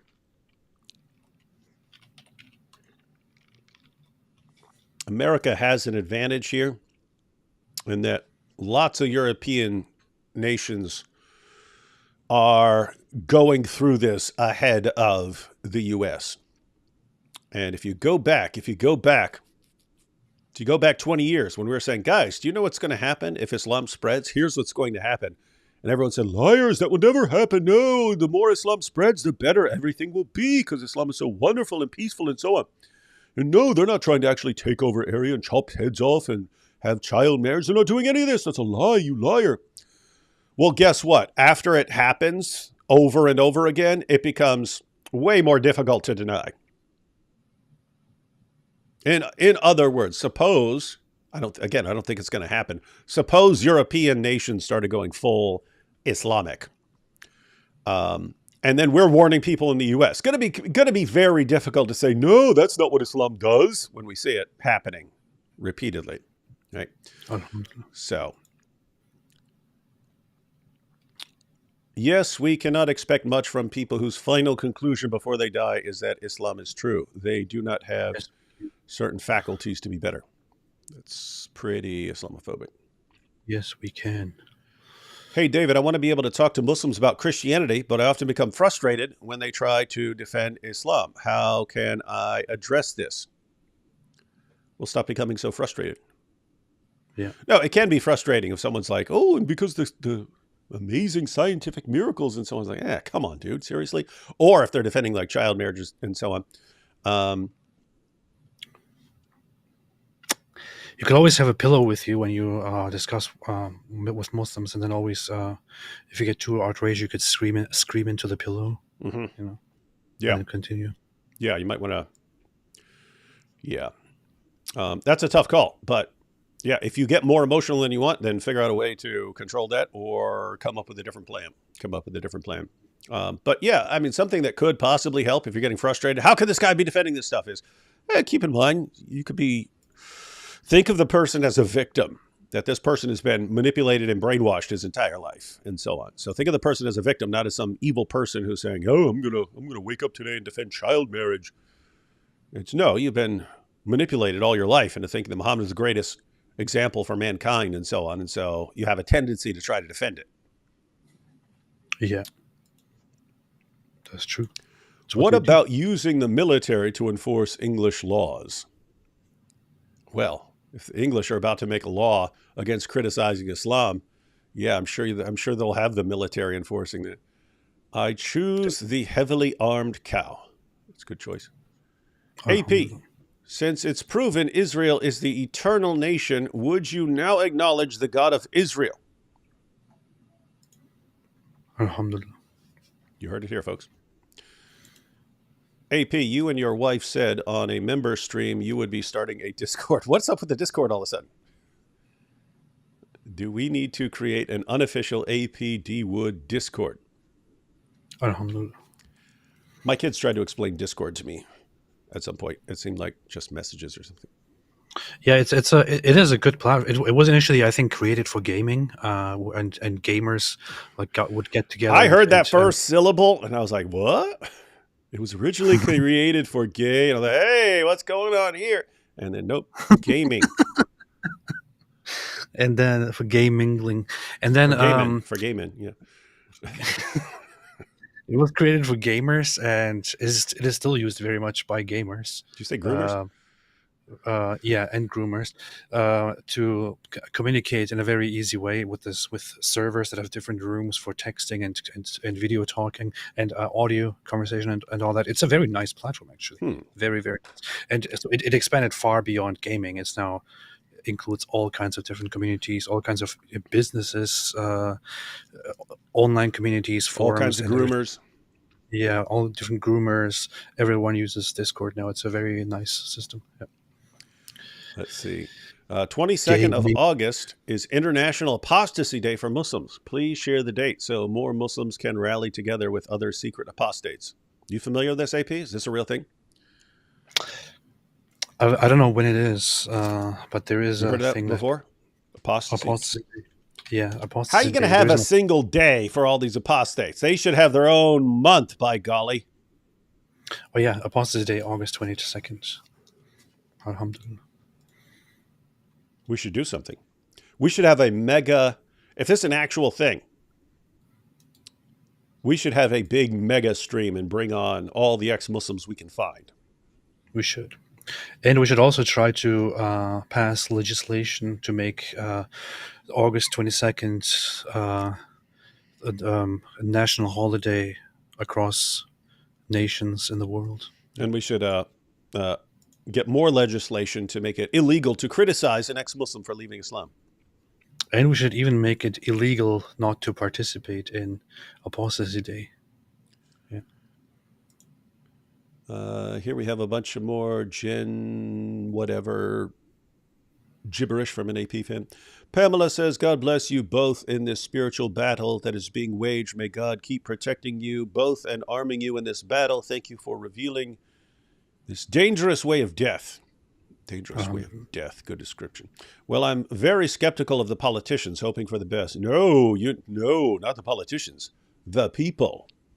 The people. The people are the only way out of this mess. But I'm pointing out that the people, once the people catch on, the people will rally around a politician.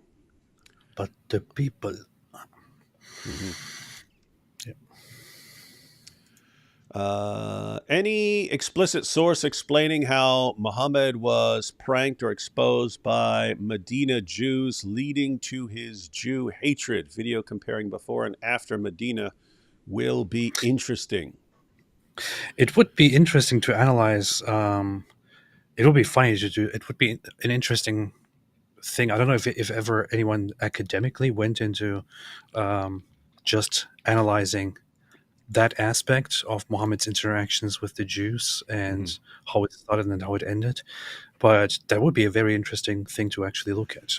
I think it's just kind of hard to chronologically put the narrations and everything in order, but it was quite clear. And you could compile all the narrations according to which the Jews came to Muhammad and asked him questions and mocked him or whatever, or praised him or things like that, allegedly. Yeah, and you have these situations where are they pranking him there or not, and you kind of can't tell. But it would be good to sort of line all these things up and make calls, because guess what? We actually know they were into pranks. I mean, that's what got the first tribe kicked out, was they played a prank on a Muslim woman, and then Muhammad wanted to execute them all, and so on. So you have that they were actual pranksters, and it's suggested as a solution for all kinds of other mysteries in Islam. Like so, there's an issue. Why is Jesus called Isa in the Quran? Why is he called Isa? That's not the Arabic version of Yeshua. It's not. So why is he called Isa? Isa is the Arabic version of Esau. Completely different name. So why is he called Isa? Well, no one actually knows. There are various suggestions, but one of the suggestions is that Muhammad was more around Jews by far. And so he may have heard the Jews referring to Jesus as Esau, as an insult, because that was an enemy of the Jewish people. And so it's a suggestion that Muhammad just heard some Jews who were telling him that the name of Jesus is Isa, and he didn't know any better. And so anyway, so there are lots of possibilities, because they clearly thought he was a joke, and they clearly liked messing with him. And so yeah, we might have to do a little research project one day. They were the ultimate trolls, the Jewish trolls. Let's see. Good humor. They'll have the same spirit of hate because they have the same father, Satan. I don't know who you're talking about, but that is a mean way to talk about them. Solitary Emmy says, Muslims are made to hate because of Islam. What's everyone talking trash about Muslims for? But the Groypers hate. Oh, this is a comparison of the Groypers. But the Groypers hate out of their free will. So Groypers might be worse in this regard. Alhamdulillah. There's actually a different terrible theory on the people. whole- Yeah, they're horrible people. There is a different theory on the whole how Yeshua became Isa thing, and that is it has to do with. I'm not the person to explain this, but there's actually a video. I think it was by one of those channels that talks exclusively about religion as an interesting field, and it was explained in linguistic differences and misunderstandings, where although Hebrew and Arabic are related, with a little bit of distance, the sounds switch between the languages. Different similar sounds switch around in these different languages. So Yeshu becomes Isa, and when it should actually be the opposite. The glottal sound should not be at the beginning in Arabic. It should come later. However, they somehow reversed it. But there is a very interesting video to look at, which I would definitely check out. I just have to find the title of it. But I think it's like how Jesus became Isa or something. I don't know. No, you can't just make stuff up like that. Yes, I can. Where is the safest place for ex-Muslims? Probably certain areas of Texas. No, there are just lots of areas where you don't have a lot of Muslims. Keep in mind, there are plenty of Muslims that an ex-Muslim would be totally safe around, but there's always this percentage. There's always some percentage that thinks, "Oh, I have to do something about this." And so, if you're in an area that doesn't have a lot of Muslims, there probably wouldn't be a lot of that. Alhamdulillah. Oh, the video is called "The Origin of the Quran's Name for Jesus" by Religion for Breakfast. I don't like everything that this channel does. It sounds but like a it's stupid channel if it's called Religion for Breakfast. Sounds like they're saying, we eat religion for breakfast. Probably a dumb atheist channel. But it is an interesting perspective to look at. Might not be totally accurate. And there's also the fact that Christian Arabs actually don't say Isa. They say to this day. It's like I think they refer to him as Yeshua in Arabic. Yeah, Alhamdulillah. More weird comments about rizzing up Ali Dawa from one of AP's fans. DC Isaac says, have you seen the new trend of people calling out Nick Fuentes on X as a commie psyop paid by the feds to divide the right? Very funny to watch. Is that the new theory? You seen that? I don't know. It makes sense because that's what they always do. The Groypers, they always accuse everyone of being a psyop planted by the Zionist Jews. And that may actually be the appropriate way to respond to people who think everything is a conspiracy, right? Everything's a conspiracy. Everything's a Jewish conspiracy. Matter of fact, that might be a funny conspiracy to flip back on them. Oh, you're being paid by Jews to cause division. So, you know what I mean? Yeah. Nick Fuentes is secretly being paid by Jews to spread anti-Semitism, specifically so that Jews can say, "Oh, we're the victims here. See, Why not? That makes sense. AP, did you read my email? I applied to be your personal live stream Arabic Muslim speech moaner. Alhamdu shawarma al falafel ibn tahini Jr. Alhamdulillah, that's There you beautiful. go. Want to check those out? I think I briefly saw a preview of such an email, Mhm. but we did bring up last time that we should probably have somebody who does that Islamic moaning the whole time when we are live, when we're talking, like.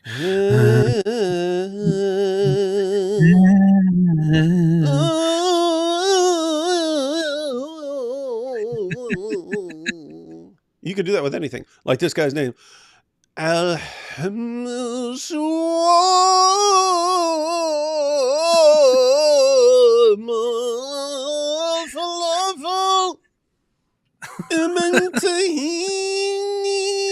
what I mean?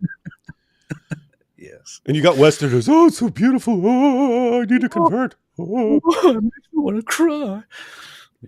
Muslim cowboy shahada. La ilaha pedophilia. Beautiful.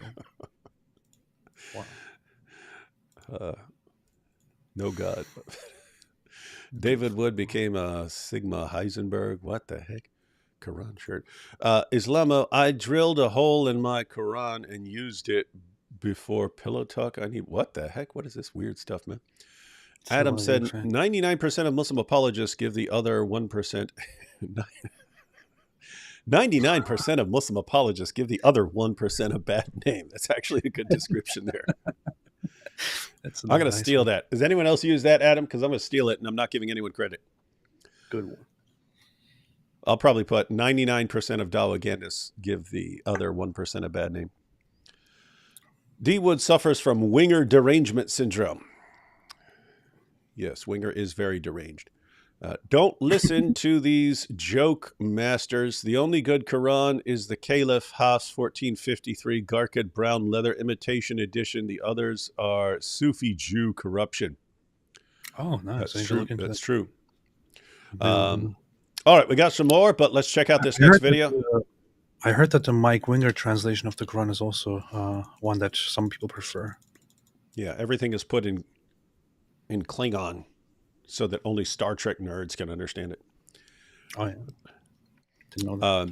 All right, AP, question right before we check out this next clip. What do you guys honestly think the future of the West will be? Death and destruction. Destruction, terror, and mayhem. Alhamdulillah. I think that there is trouble ahead, and it was totally avoidable. But people like to be stupid and put themselves in trouble, and invite the trouble, and import the trouble, and tolerate the trouble, and protect the trouble. And so I would say that there is definitely there are definitely some tough times and some divisions ahead. I did say that I think it is not unlikely that with the growing population of Islamists who also nowadays openly say that they want to impose Islamic things, there would be attempts to change the laws of the UK and turn them Islamic, which won't work. But there could be attempts to just, do separatism or autonomy and ask for a Muslim nation inside the UK, or a Muslim nation that is independent from the UK, and things like that. Like there are these troubles they are totally possible to be seen in the future. But I don't think, to this day, I don't believe that that the West will be overrun and taken over by Islam or anything like that. It is very far from that. And if it got to a point where things got too serious, I still have this hope and still think that people would eventually wake up and say, you know what, we don't want to go back there. We don't want to go back. We don't want to do that. We want our freedoms and we want our rights. And America is of course protected, but the West is in danger. The West is being threatened. But yeah, I don't think that anything is going to be overrun and taken over by Muslims, by Islam. Yeah. So, future of the West. If you've seen Mad Max Fury Road, Pretty much like that. Yeah. Yep. Pretty much something like that. No, there's so many variables and there's so many changes that are new changes that it's very difficult to predict what the future is going to be like. I think the jihadi types are going to keep pushing too many buttons until there's a massive backlash against them. I think the new atheism is going to crumble, and that atheism will go back to kind of what it was. We talked about this before, but go back to what it was like in the 80s and 90s before it became super aggressive. I think that there will be some level of return to Christianity among people who left it, but I don't think you're getting any sort of full return. And one of the great mysteries of the future is what do you do? What do you do if you're kind of going in the Richard Dawkins direction, where I recognize that this was helping me somehow, but I don't believe it, and I can't just treat it as if it's true. I don't know how people are going to deal with that issue. And so very unpredictable what's going to happen. But in addition to all that, again, you have changes that are like just the era of social media and so on, when you could polarize people very, very quickly, where people are becoming programmed to just wake up every day and what am I supposed to be attacking about? What am I supposed to be flipping out about? And so on. It's not clear human beings have not had to deal with this stuff before. And even if you fix some of the issues, you still have big, giant issues like that we kind of don't know because it's new. It's kind of new. We're kind of going through it right now. And so, going to be interesting. The overarching issue, ladies and gentlemen, is the basic population of a society either has to have some sort of internal control, right? Like you modify your own behavior for the good of society, or you will have external control. You'll be controlled by government forces and so on. And so I can definitely predict that's going to happen. Like there's a return to sanity and good behavior and virtues and so on, in which case you could return to a functioning society. I'm not sure. I can't say with a straight face I think that's going to happen. I think you'll have some people pushing back in that direction, but I don't know how much social media and everything else throws off the hope of that being the future. And so if people can't figure out a way to maintain an internally stable society by having their own good, through their own self-control and good behavior, then you're going to have external forces impose order on you, and it won't be fun. But I believe the children are the future. let them lead the way. Look at Lana here. Hey, David the Stick, when you going to say Shahada? You mess a lot of topics in Islam. Yeah, I do mess a lot of topics in Islam. But I don't know. Why don't you come up with a great defense of why I should believe in a semen-covered, demon-possessed, child-molesting, murdering rapist as the ultimate decider of everything I'm supposed to believe about the world. Make your case for that. And it sounds like you were going into some rap, like the semen-covered, demon-possessed. Yeah. Yeah. And what's funny is, given the history where 20 years ago we say Muhammad had sex with a 9-year-old girl, they call us a liar. Now they celebrate it. And this is great. This is a great thing, right? You wonder if they're going to be like that with other issues, like being demon-possessed and semen-covered and so. Of course he was demon-possessed. He's so base. Yeah, it's so base to be. Like, what are they going to be defending 5-10 years from now? And of course he worked out. We all walk around with the semen all over our clothes. It's a status symbol, yeah? And we all got a little child bride walking up behind us and scratching it off on the way to the mosque. Yeah, we's not ashamed. We's not ashamed of our prophet. We're proud of that, yeah. Oh yeah, normal is over. Is good, yeah. Uh-huh. Semen Nor- possessed. Normal is overrated. Said months ago, you both asked me to remind you about the 22nd of August, i.e., International Apostasy Day, which is about 2 months from today. Cheers. So that is good. And that's why we tell people to remind us, because we will forget, especially Stop AP. accusing me. I didn't tell anyone to remind me of anything. Yeah. Yeah. Are you making that up? Anyway, Yeah. let's check out this next clip. This is Francis. Francis, another ex-Muslim. Let's check this out. Pope Francis? I am here at a conference in the UK. It's a polemics conference dealing with Islam, and there are a number of ex-Muslims here. Francis here is one of those ex-Muslims, so wow. Just a little over about 15, 20 years ago, I kept hearing that no one ever leaves Islam, but you did, so what's going on there? Back in 2017, it was a blessing that my sister started having a row on Twitter and was introduced to you, basically, in your channel. So she left Islam after watching your videos. My mum left Islam because my sister showed her your videos. And then my mum brought me to hers, invited me over, and then showed me your videos. And that's how we three left Islam. But I have an autistic brother, so that doesn't count because the consciousness and everything.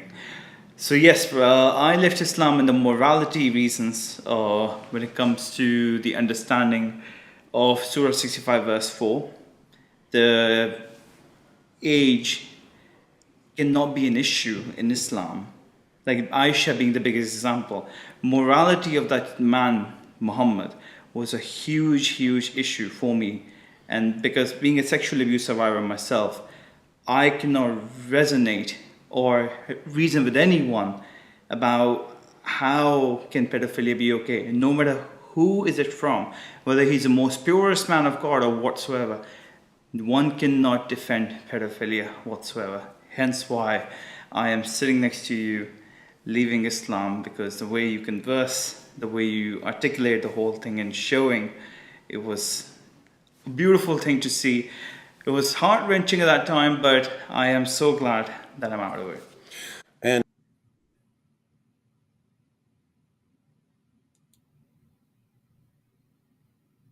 You'll recall, AP. No. You'll recall Muhammad Hijab's little survey several years ago, where he asked Muslims, hey, when you're doubting whether Muhammad's a prophet, when you're doubting whether Islam is true, what's causing your doubts? What's the source of your doubts? And the number one answer was moral problems with Muhammad. Here you have Francis saying that understanding what Surah 65 verse 4 actually says, understanding that passage,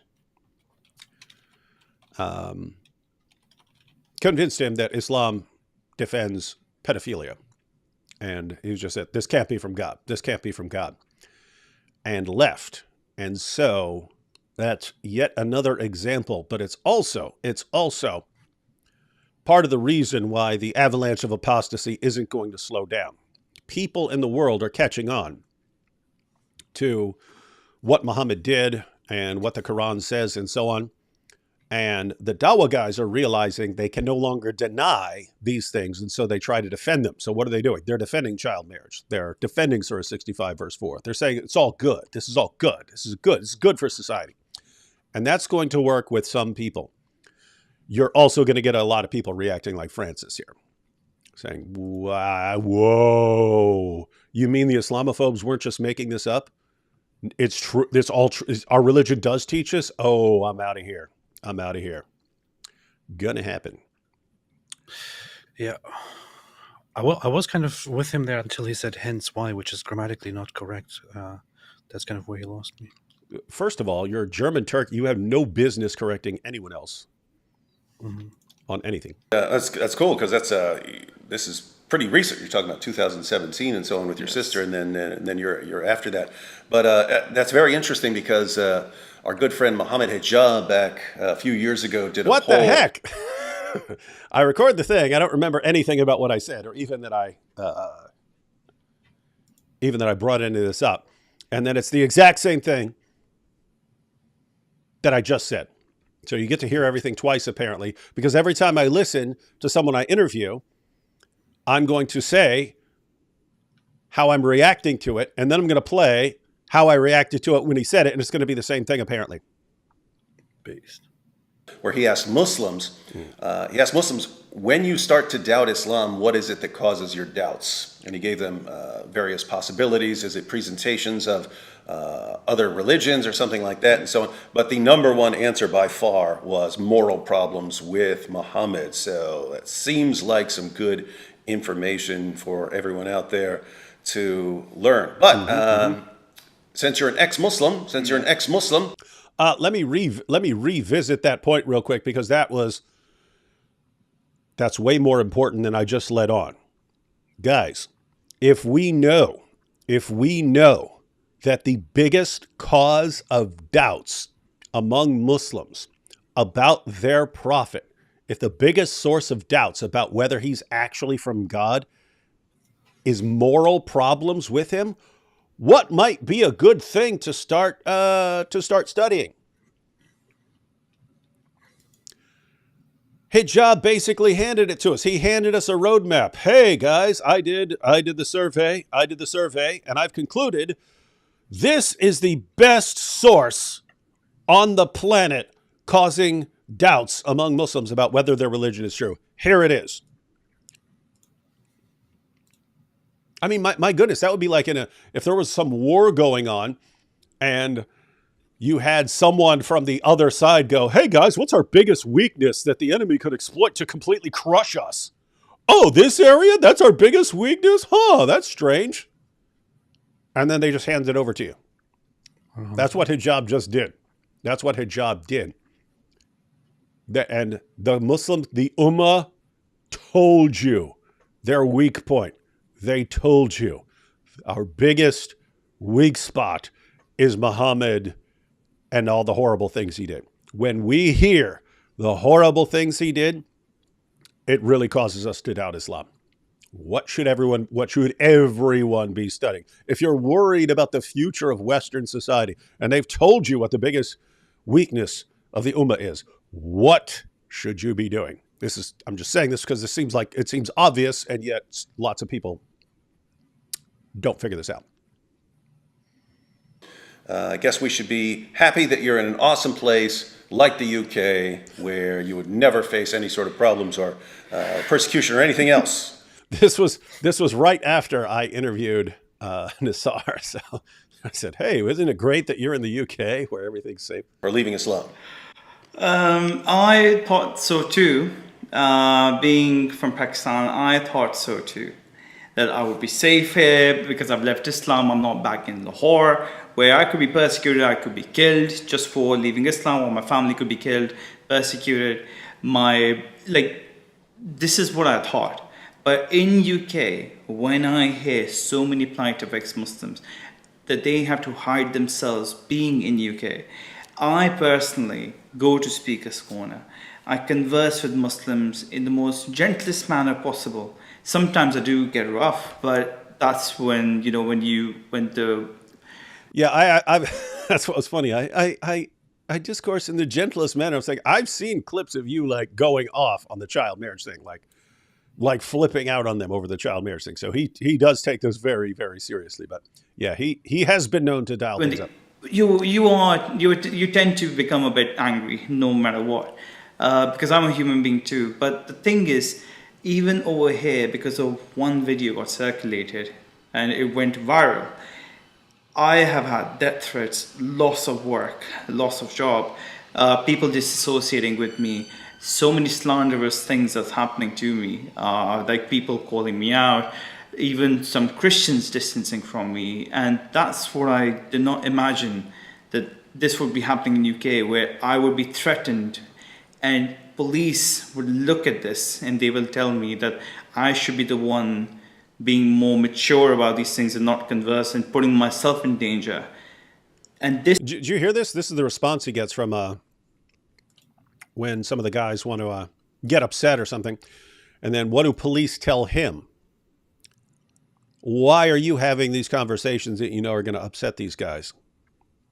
You're the problem. Not the guys flipping out because you're telling them about their profit. You're the bad one for saying things that are upsetting them. You're the problem. Isn't it amazing? I mean, this guy's actually under a death sentence. If the Dawa guys get their way, this guy is dead. And police, well, why don't you just shut up about all this Muhammad stuff? Why don't you stop bringing this stuff up? I don't know, because I don't want to die. Is that a good reason? No. Wild stuff. So blaming the victim. Blaming the victim, basically. I did not expect the police to turn around and say to me that you need to shut up for the sake of your own protection. I cannot speak like this because it offends Muslims. But if it offends Muslims that much, but they ask for tolerance all the time, and that's what I said to the police officer when I wanted him to report or make a report about this, and he said he wouldn't. I told him that they constantly ask for their tolerance. But here I am asking you that these intolerant people constantly ask for tolerance. You give them that tolerance, but here I am pleading to you that someone's literally made a death threat, told me that he will literally kill me, end me, and you are here sitting and saying you won't make a report because somehow I was the one who agitated him and I was the aggressor, because somehow why do I even come here if I know that this would happen to me? And I'm just looking at his face when he's telling me all of this. After that, I went to multiple police officers. I spoke to them, and they said the report should have been made at that time. What can we do now? Do you remember the face? Like, try making reports and reports, but none to no avail. The lawyers themselves are saying, the police is not reporting. What do you want us to do?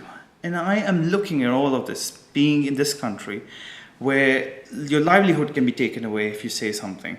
You can literally be vilified by so many different levels. I have to live in the most whitest area in order for my protection. I cannot assimilate with different cultures because my own security. There's places I can't go to right now. Upton Park, Ilford Lane, Whitechapel. There are places in London that I can't go because of this, because I'm out there as an ex-Muslim.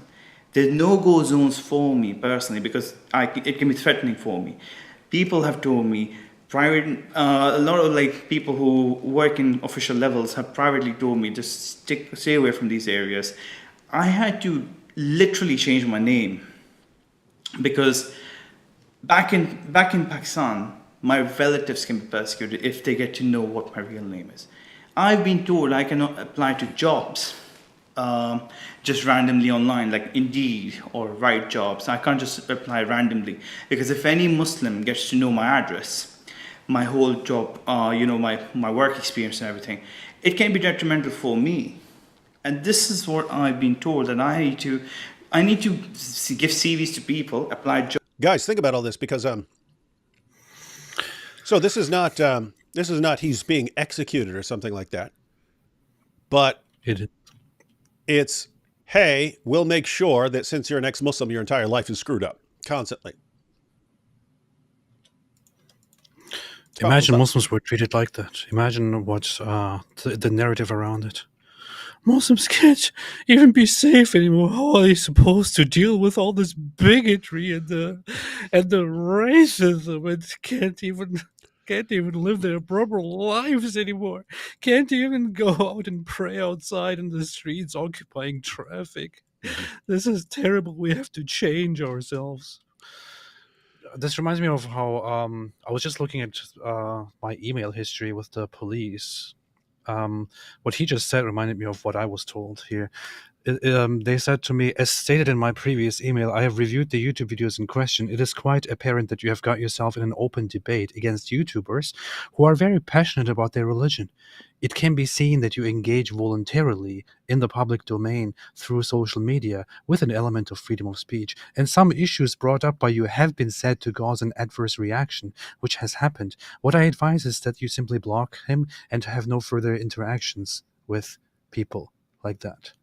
And that's it. So I shouldn't have a debate with people that are public about these issues, because it is obvious that if I debate these issues and they find this thing that I say too sensitive, they will threaten death, and I shouldn't do that. Wonderful. Wonderful. Yeah, this is like extremely messed up, right? So you have this growing movement, and the Dawa leaders are all, yeah, as soon as we get more powerful, we're going to come kill all these guys. And then the guys who are to be on the receiving end of that, they're like, well, we need to say something now. We can't wait 20 years until we're just getting our heads chopped off, can we? Can we like respond to it now? And then what do police say? What? Why are you saying this stuff? You know it's going to rile these people up. It's amazing. It's like, wait, these guys want to have me publicly executed. And the only way it's not going to happen is if I take a stand right now, not 10 years from now, right now. I have to take a stand and expose the ideology. I have to expose it. So it's the only peaceful solution I have, so I'm going to do that. And then police, what are you doing? Look how you're upsetting people. This is your fault. Your fault for responding to the ideology that calls for your public beheading. Maybe we should wait until we're being beheaded. Yeah. What's the point? Yeah. Is that what you're supposed to do? Yeah. It's pretty sick and evil. Pretty sick and evil. Sick. Bombs in hand, so I know that I'm not applying in the wrong place and it can be a safety hazard for me. These are the sort of things I have to do whilst living in UK. It would have been like I'm living back in Pakistan, Lahore. It literally feels the same thing. But in UK, the only thing is I've got a few, like, of the few good things are, obviously I can live in a secure area. There's no like police knocking on my door or like this government knocking on my door and trying to threaten me and give me death sentence. There are few good things about it, but at the end, when you allow Muslims to act all the way through, and Leicester Square, I can walk through. People from Speaker's Corner, all those Muslims come to Speaker's Corner. I can't take my partner to Leicester Square. My fiance and I have to walk away from that side. Was that? Sorry, but if you don't like it, just go somewhere else. If you don't like, obviously you are aware that the UK is a country with a high Muslim population and big Muslim influence. London is a place with large Muslim population. If you don't like it, if you're not happy there, just go somewhere else. That's what Mohammed Hijab. Yeah, that's what he said to people. Yeah. Interesting. That's what they do. That's what they do. Just for them to not see her. This is the sort of safety measures we have to take, precautions we have to constantly think about living in a society. We live in a society. This is the point, and I'm wondering what's going to happen next. Yeah, because things seem like they're getting worse in a lot of ways, and rather than better. It is amazing because Islam for 14 centuries has put a lot of emphasis on threatening people to keep people from leaving Islam. Yeah. So even if someone puts his foot down and leaves Islam, they want to make an example out of him for other Muslims. Say, here's what will happen to you if you leave Islam. You don't want to do that. And here, the same thing happening to ex-Muslims in the UK. Massive pressure, threats of violence, all to intimidate people into not leaving Islam. And doesn't sound like the government is doing anything to stop it. But thanks for joining me here, Francis. And there's a link to your channel in the description box. Thank you so much. God bless, guys. Keep me in your prayers and keep UK in your prayers. And thanks to Brother David Wood for all that he does, for all the ex-Muslims out there who do such a tremendous job, and all the brothers and sisters in America who go out there and show the truth about Islam. God bless you all. Thank you so much. He's talking about me. It was. He said, the apostate prophet. Yeah, so I didn't beforehand, but I did after the social. You might need to refresh. But as he was talking there, I went ahead and added a link to his channel in the description box if you want to check out his... why does it break the link? That's weird. It's a weird thing that it will put the little code in there, then it switches it to a regular link, then it chops off. Why does it do that, AP? Wait, no. That's what they do. Yeah, They it's coming chop up off. as a broken link. What the heck? Got to fix it. Anyway, I have a link to Francis's YouTube channel. I saw some people say, "How can we help him?" You can obviously share his stuff. He is one of the people who has had to move from a dangerous area to an area that is more difficult to afford. So, if you want to help him out financially and so on, there are links on his YouTube channel, which I'm apparently going to have to fix here. The issue is, if I just inserted the link correctly and YouTube screwed it up, why is it not going to do it again, AP? Explain that, please. Because of the trajectory. If the trajectory continues as it is that what you're saying? Yeah, precisely. That's exactly what I said. I have no idea why this is problematic. Inserting the link to a channel, and then as soon as I click save, it distorts the link. Care to explain that? Francis's channel. Try again. See if that works. All right. If not, I'll fix it again later. All right. Let's go through some super chats. And it's crazy. And again, Yes. there are lots of people like that, but they're having very similar experiences. If there's a lot of Muslims around and they're ex-Muslims, they have problems, even in the UK. Isn't that interesting? Yes. And the government does not want to do a lot to help them because that might upset some people. Let's see. Shauna says, we also have more Christians here. Oh, I think this is a comment earlier about what's going to happen in the U.S. Shauna says, we also have more Christians here, which is a better off-ramp than atheism. Yeah, atheism sucks. Just pragmatically, yeah. Nothing pragmatic about atheism. It's the opposite. Fareed gave David Wood some free education about the Quran. Do you think he will give him an education about... and here we have all these words. There's no way all these words are real. Ambatukam. You're telling me you've got Gen Z kids saying Ambatukam? Come on. Be realistic here. Whomst? Hot dog, cheeseburger, turtle. Good point. Alhamdulillah. Really, David? Military to remove Islamists? What are you talking about? No. Military. What are you talking about? No. Cowboy emoji.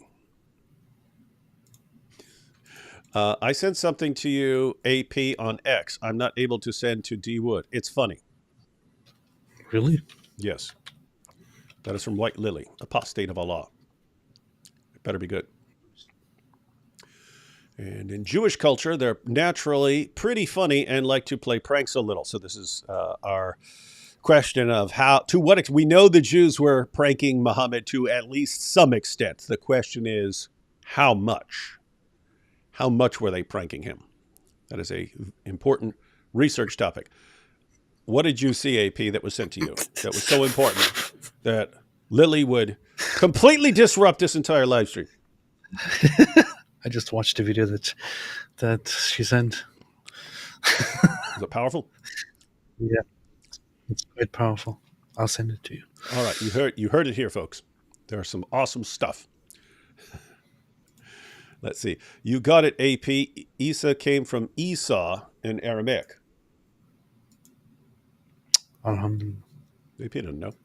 And just like that, when they wake up, their leather straps will cringe tight. Their what is this weird stuff from AP's fans? Their buttholes when they find out that Islam That Islam It says, is what Islam does.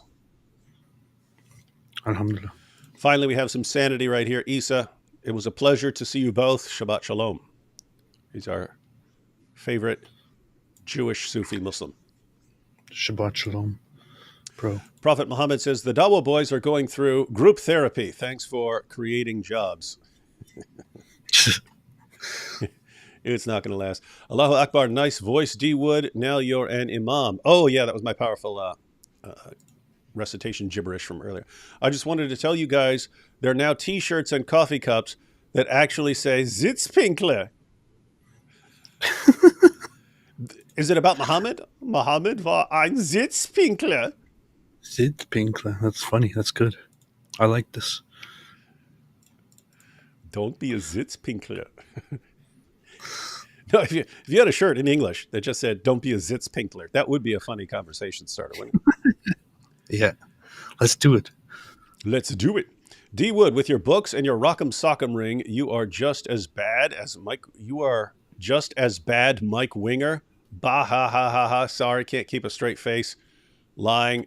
I'm no Dawa guy. Okay, yeah, couldn't keep up that lie.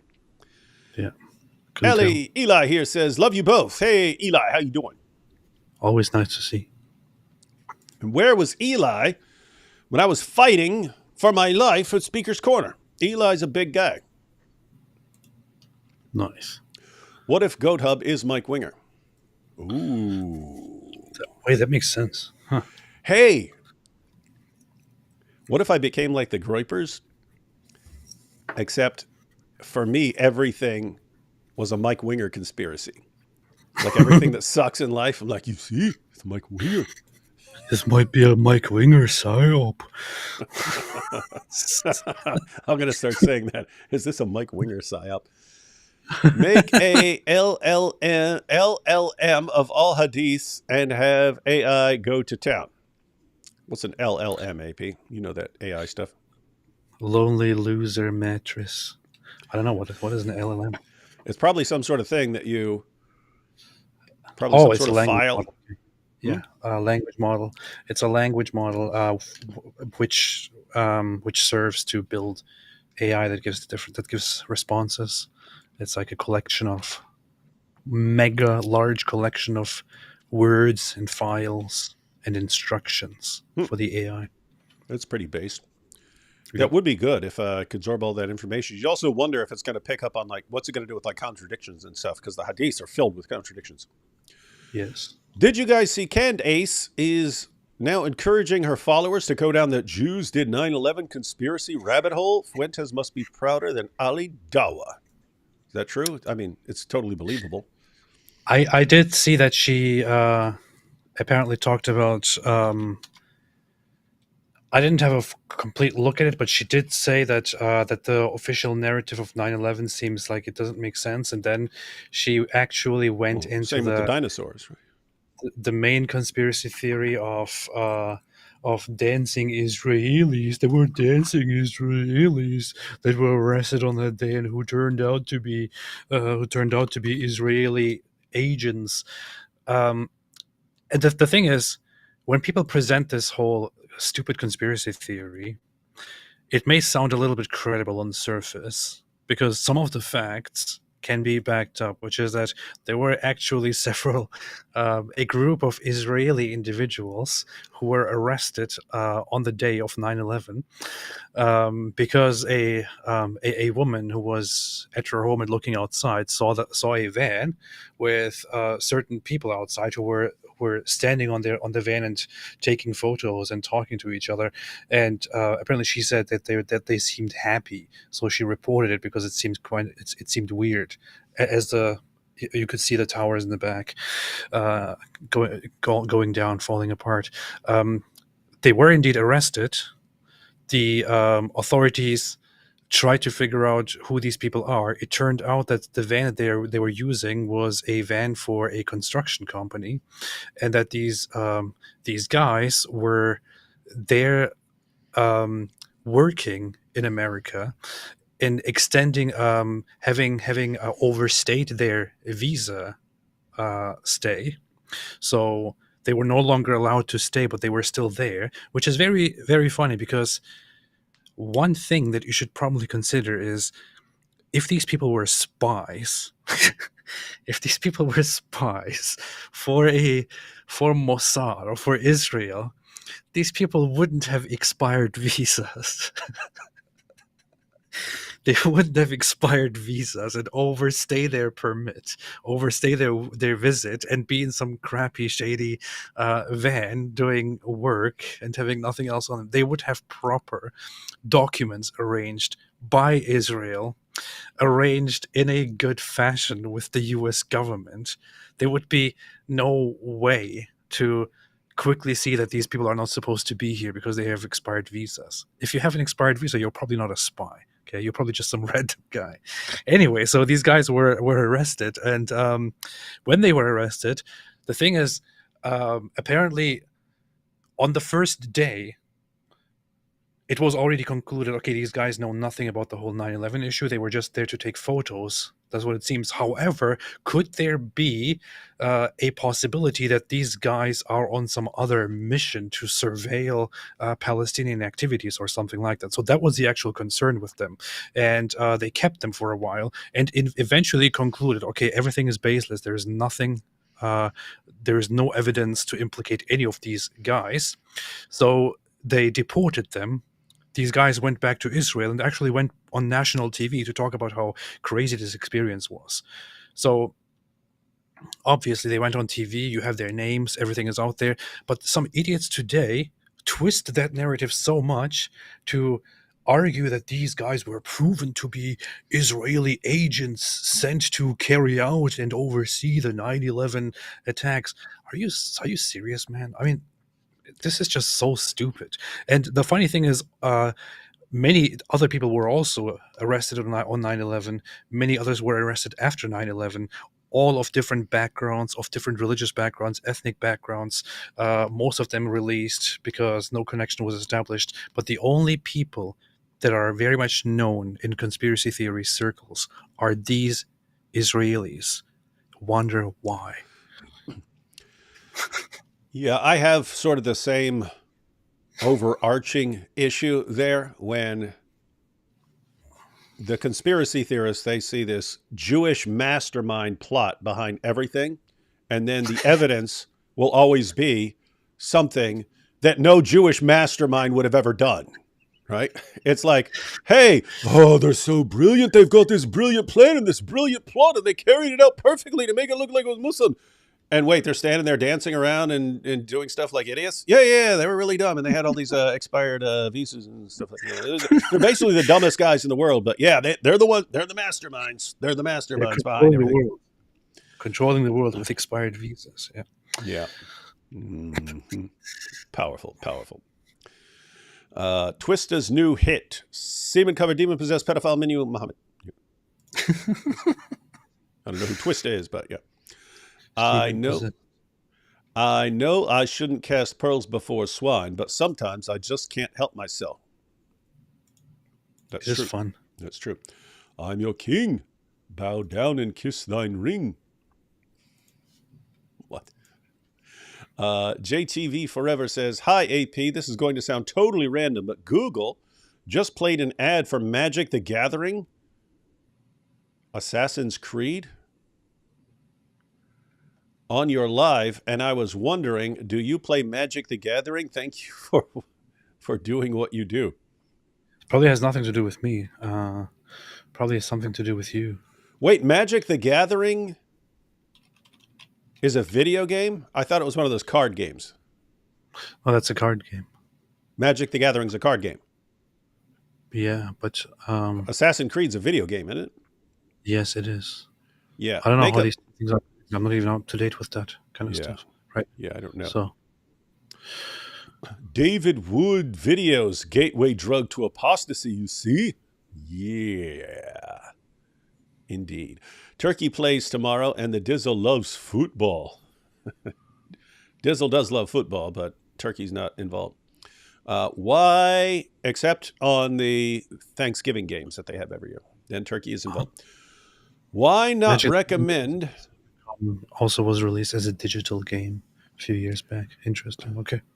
Didn't know. Why not recommend Robert Spencer's Critical Quran? It's easy to read and doesn't mince words. It's good. Oh, yeah, if you're talking about Qurans with commentaries. So the question was, yeah, everyone should have Robert Spencer's Critical Quran.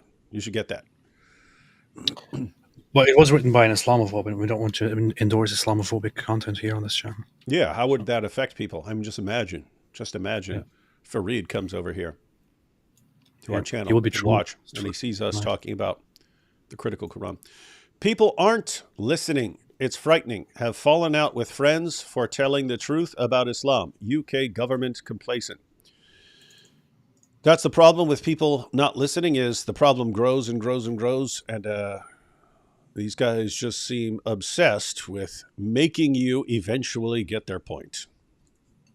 Beast. So everyone who's denying it, they will eventually get to a point where they can no longer deny it. Beast. AP, you sound like Abraham from His Only Son. Ha. Is that a movie? Oh, that was a movie. They made a movie about Abraham. Oh, yeah, there was a movie, right? Yeah, they says you sound like that. You sound like Abraham. I'll have to check it out. Cool. Did I'll watch it Abraham too. have a calm, soothing voice that sounds like a psychiatrist? It's on Amazon Prime. Okay, I'm going to watch. Hi, Isaac.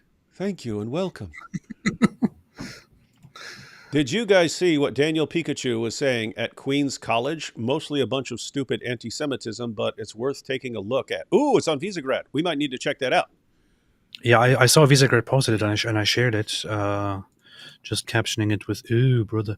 But I have to check that out, see what's up there. We might want to review that because, I mean, you have the world's leading defender of child marriage and wife beating and all these things, and he's speaking at Queen's College. Yeah, That's which interesting. is, of That's course, good to know. A Nigerian man was lynched in Bauchi State over blasphemy a day before the guy in Pakistan, but not getting as much coverage. It is crazy how much people will... Like, Nigeria seems like the most ignored place in the world, considering what's going on by the media. Like, we don't hear 1/100th of all the messed up stuff that's going on in Pakistan, but we hear more about Pakistan than we will hear about Nigeria, even though there are more Christians being killed for being Christians in Nigeria than in the rest of the world combined. Well, Nigeria is African, on the other side of the Sahara, and nobody cares about that. So, Ayatollah says, I just found out Doors is a beautiful Muslimah. Ooh, really? ooh, No. how did you find that out? Ayatollah wants to get married. He's the Ayatollah. He's like, oh, beautiful Muslimah. Ayatollah's like, oh, yes, he can be my 15th wife. Monk and Mike says, the conversation between Tommy Robinson and Nuria Khan at his show Silenced, released yesterday. They do touch on the subject of how it is for ex-Muslims in the UK. It's a long talk, but it was quite interesting. Oh, I saw that it was. What channel? Is that on a channel or what? There was a trailer to it. That's what I saw. I think it's on Rumble, where Tommy Robinson has his channel because he was banned from YouTube. Isn't that insane, by the way? Yeah. Like Ali Dawah actually talks about publicly executing millions of people. That's fine. That's totally fine. Tommy Robinson says, hey guys, we need to watch out for what these guys are plotting here. He gets banned. We should check that out. Maybe watch them during a live stream, man. Hint, hint. I will just ask him if I can just publish parts of it, at least on the channel here. Yep, that's a good way to get banned. Are you familiar with Numani's woke army connecting CCP funding to campus jihadis? It is just the tip of the international subversive network iceberg. No, I don't follow that stuff. I'm not saying it's not important, but I'm just not familiar with it. So, no, I don't know what you're talking about. Will the English government use military to remove... Oh, why don't English government use military to remove Islamists? One, why would you need the military. If you wanted to remove the guys and it became a matter of law that you're going to remove these guys, police could just show up and take the guys to the airport and so on. The issue is it has to become the position of the people and the government that this is what we're going to do. We're going to get Islamists out of here or something like that. That's the hurdle. Right now, the government can't get enough of these guys. And you have elections still going on in various places in Europe, and you have major political parties who can't get enough of Islam. They love it. Why are they going to kick the guys out? We can't kick out the Islamists because that would hurt our reputation with these other voters. Are you guys going to have the hippie Muslim Jewish guy in again? Of course. Of course. It's always good to have Isa in a discussion. There's a calming effect on AP. What if you train an AI on the hadith and it becomes a sentient AI moment?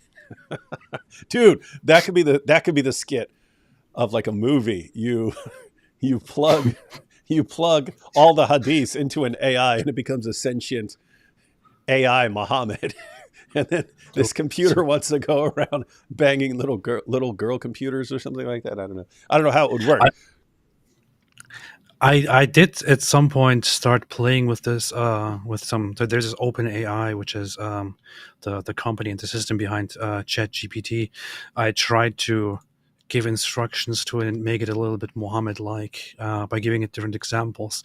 But of course, I never really had the time or the resources to sit down and do that in a thorough way.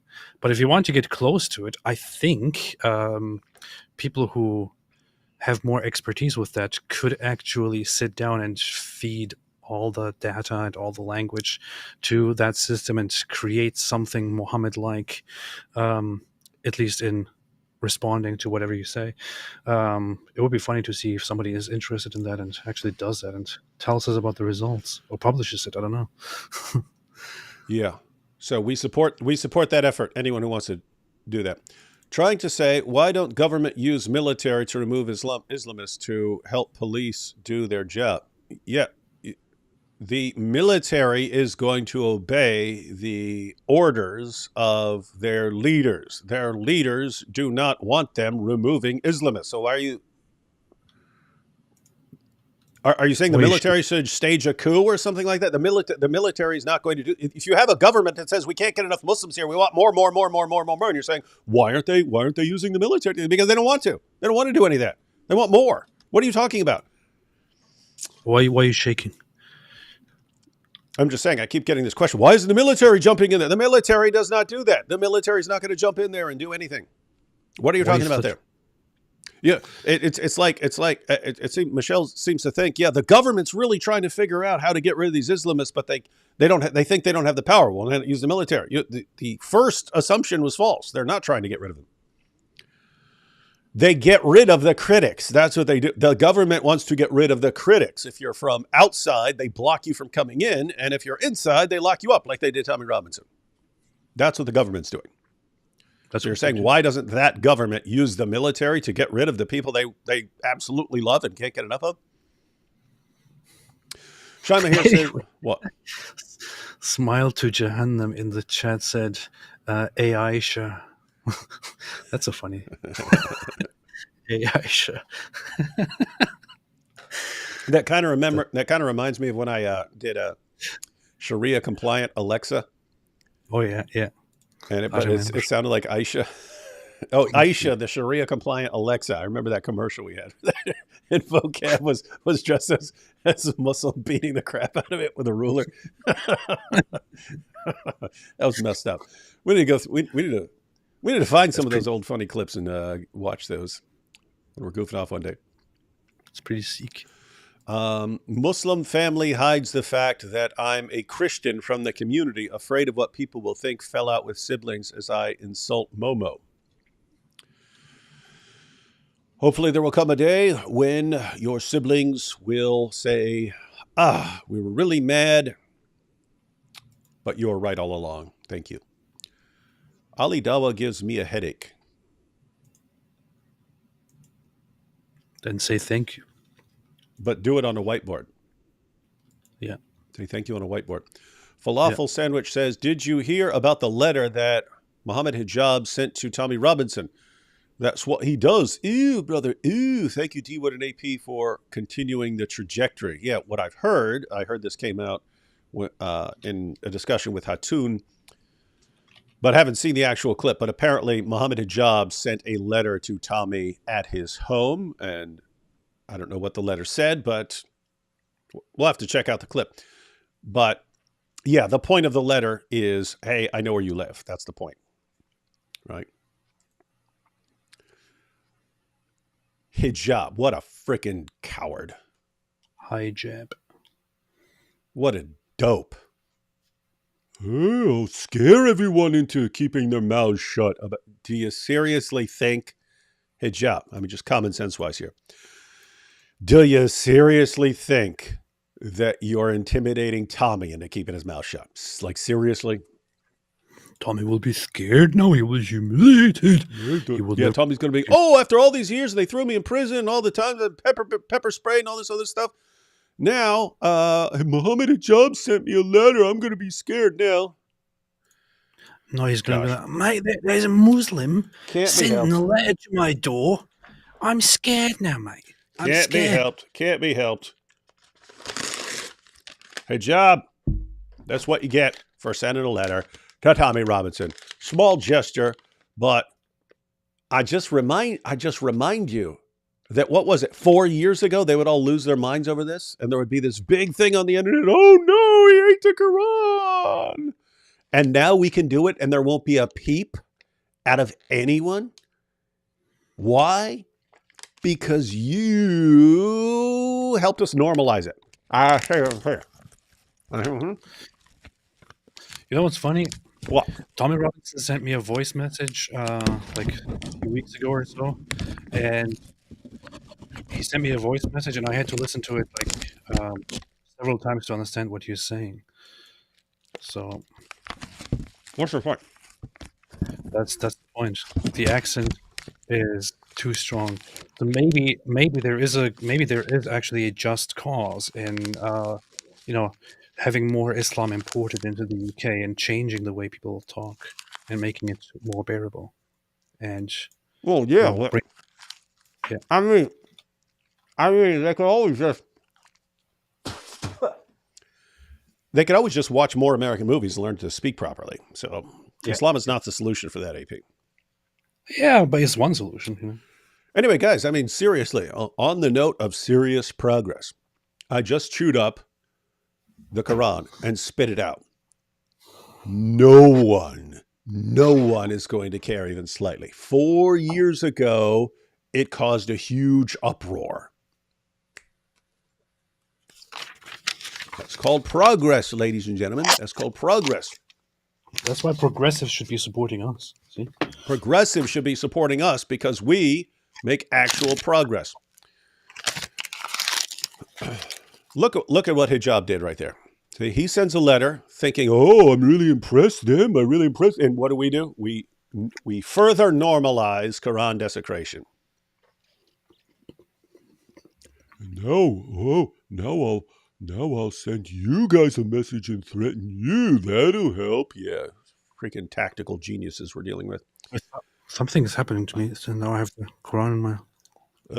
What? Ew, brother, ew. Has Candace's pregnant grandfather been consulted about Jews doing 9/11? That would be the authority to go to. I'm suddenly making goat sounds. I feel like a goat suddenly. Freeze, heathen. You can't defeat God. You'll only defeat yourself in the process. To the Bible Mobile. These good points, Bible man. Peace. Fun fact, German police smuggle Middle Eastern migrants into Poland, drop them off in police cars. That true? Don't think so. If it's true, it would be very based. The GOAT Masab did another inspired interview. Did we miss it? Maybe. Who interviewed him? I don't know. Do you know any good, effective organizations that are helping out Nigerian brothers and sisters?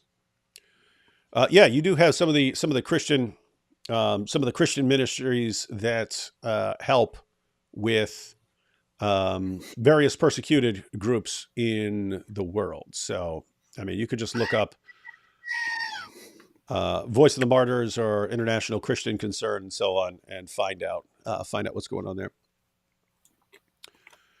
Sad, did not mean to upset you, but police seems afraid, thought they needed help.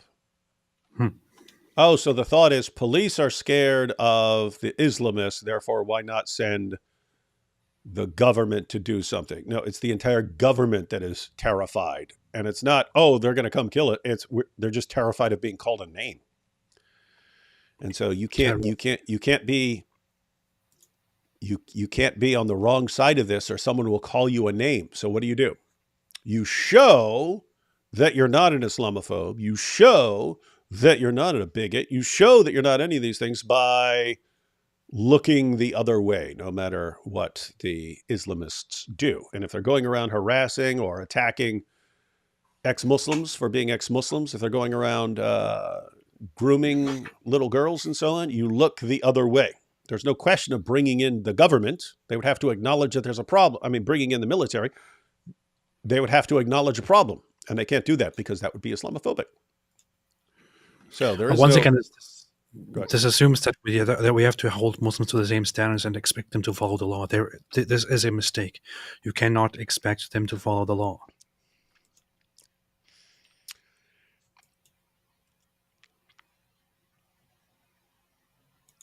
I've been saying it for many, many years. You can go back to videos from 15 years ago. The only solution to any of this is an informed population of free people.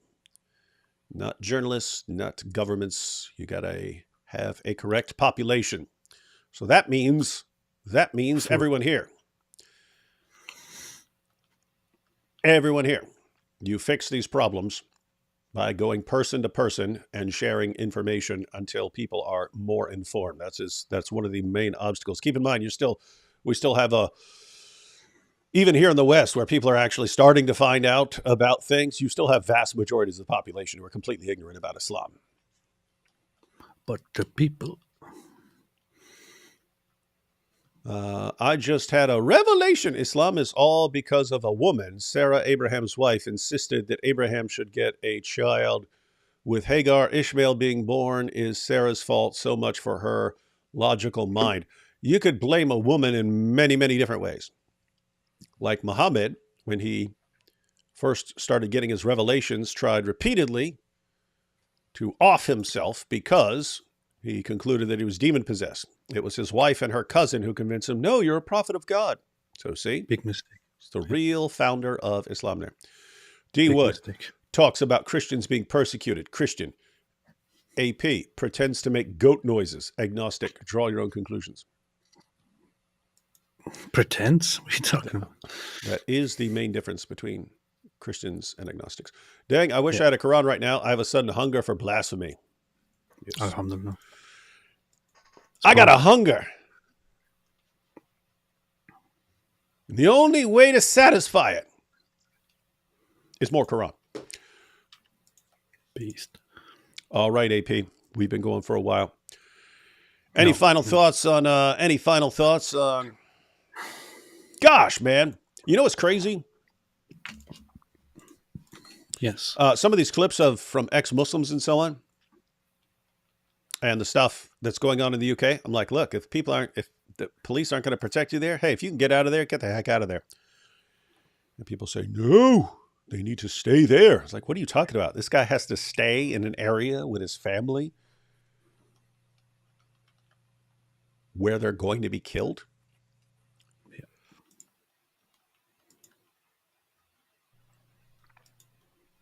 So, yeah, ladies and gentlemen, if you're an ex-Muslim in the UK, try to get to an area where these guys aren't going to horribly persecute you with the blessing of the UK government.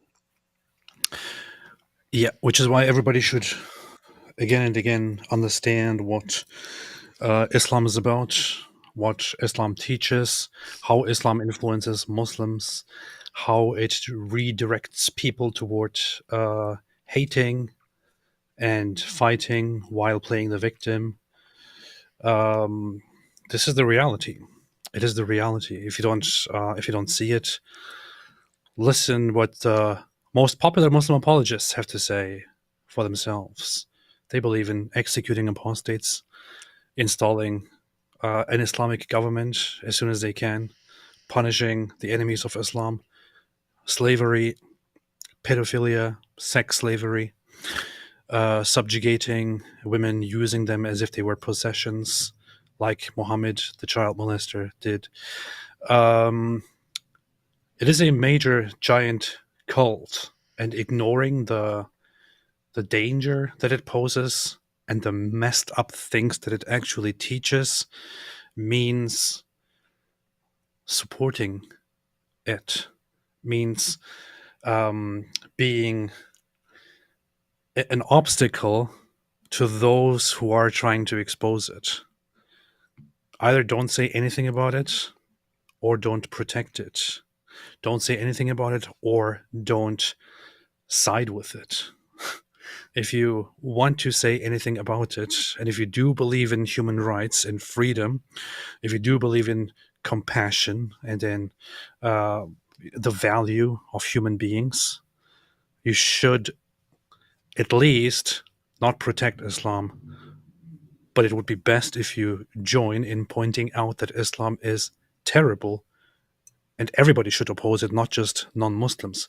Muslims themselves should oppose it, which is why we need to turn more and more people into ex-Muslims, turn more and more people away, turn more and more people into ex-Muslims for their own good and for everyone else's good, so that we can eventually, humans can get rid of this stupid ideology that oppresses people, but that oppresses Muslims themselves foremost and above all.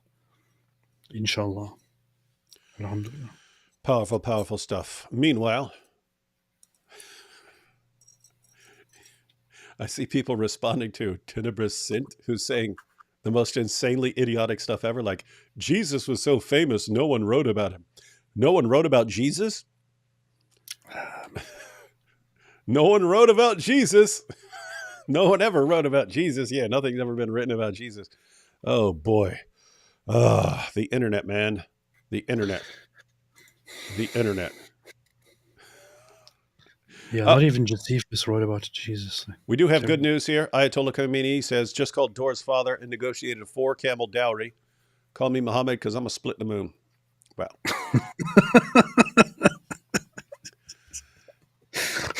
Michelle G, responding to the earlier conversation, said, got it, just moving so slow. Yeah, well, it's going to be moving faster there. And Monkey Mike here says, good night, boys. And that is a good time to say good night, everyone.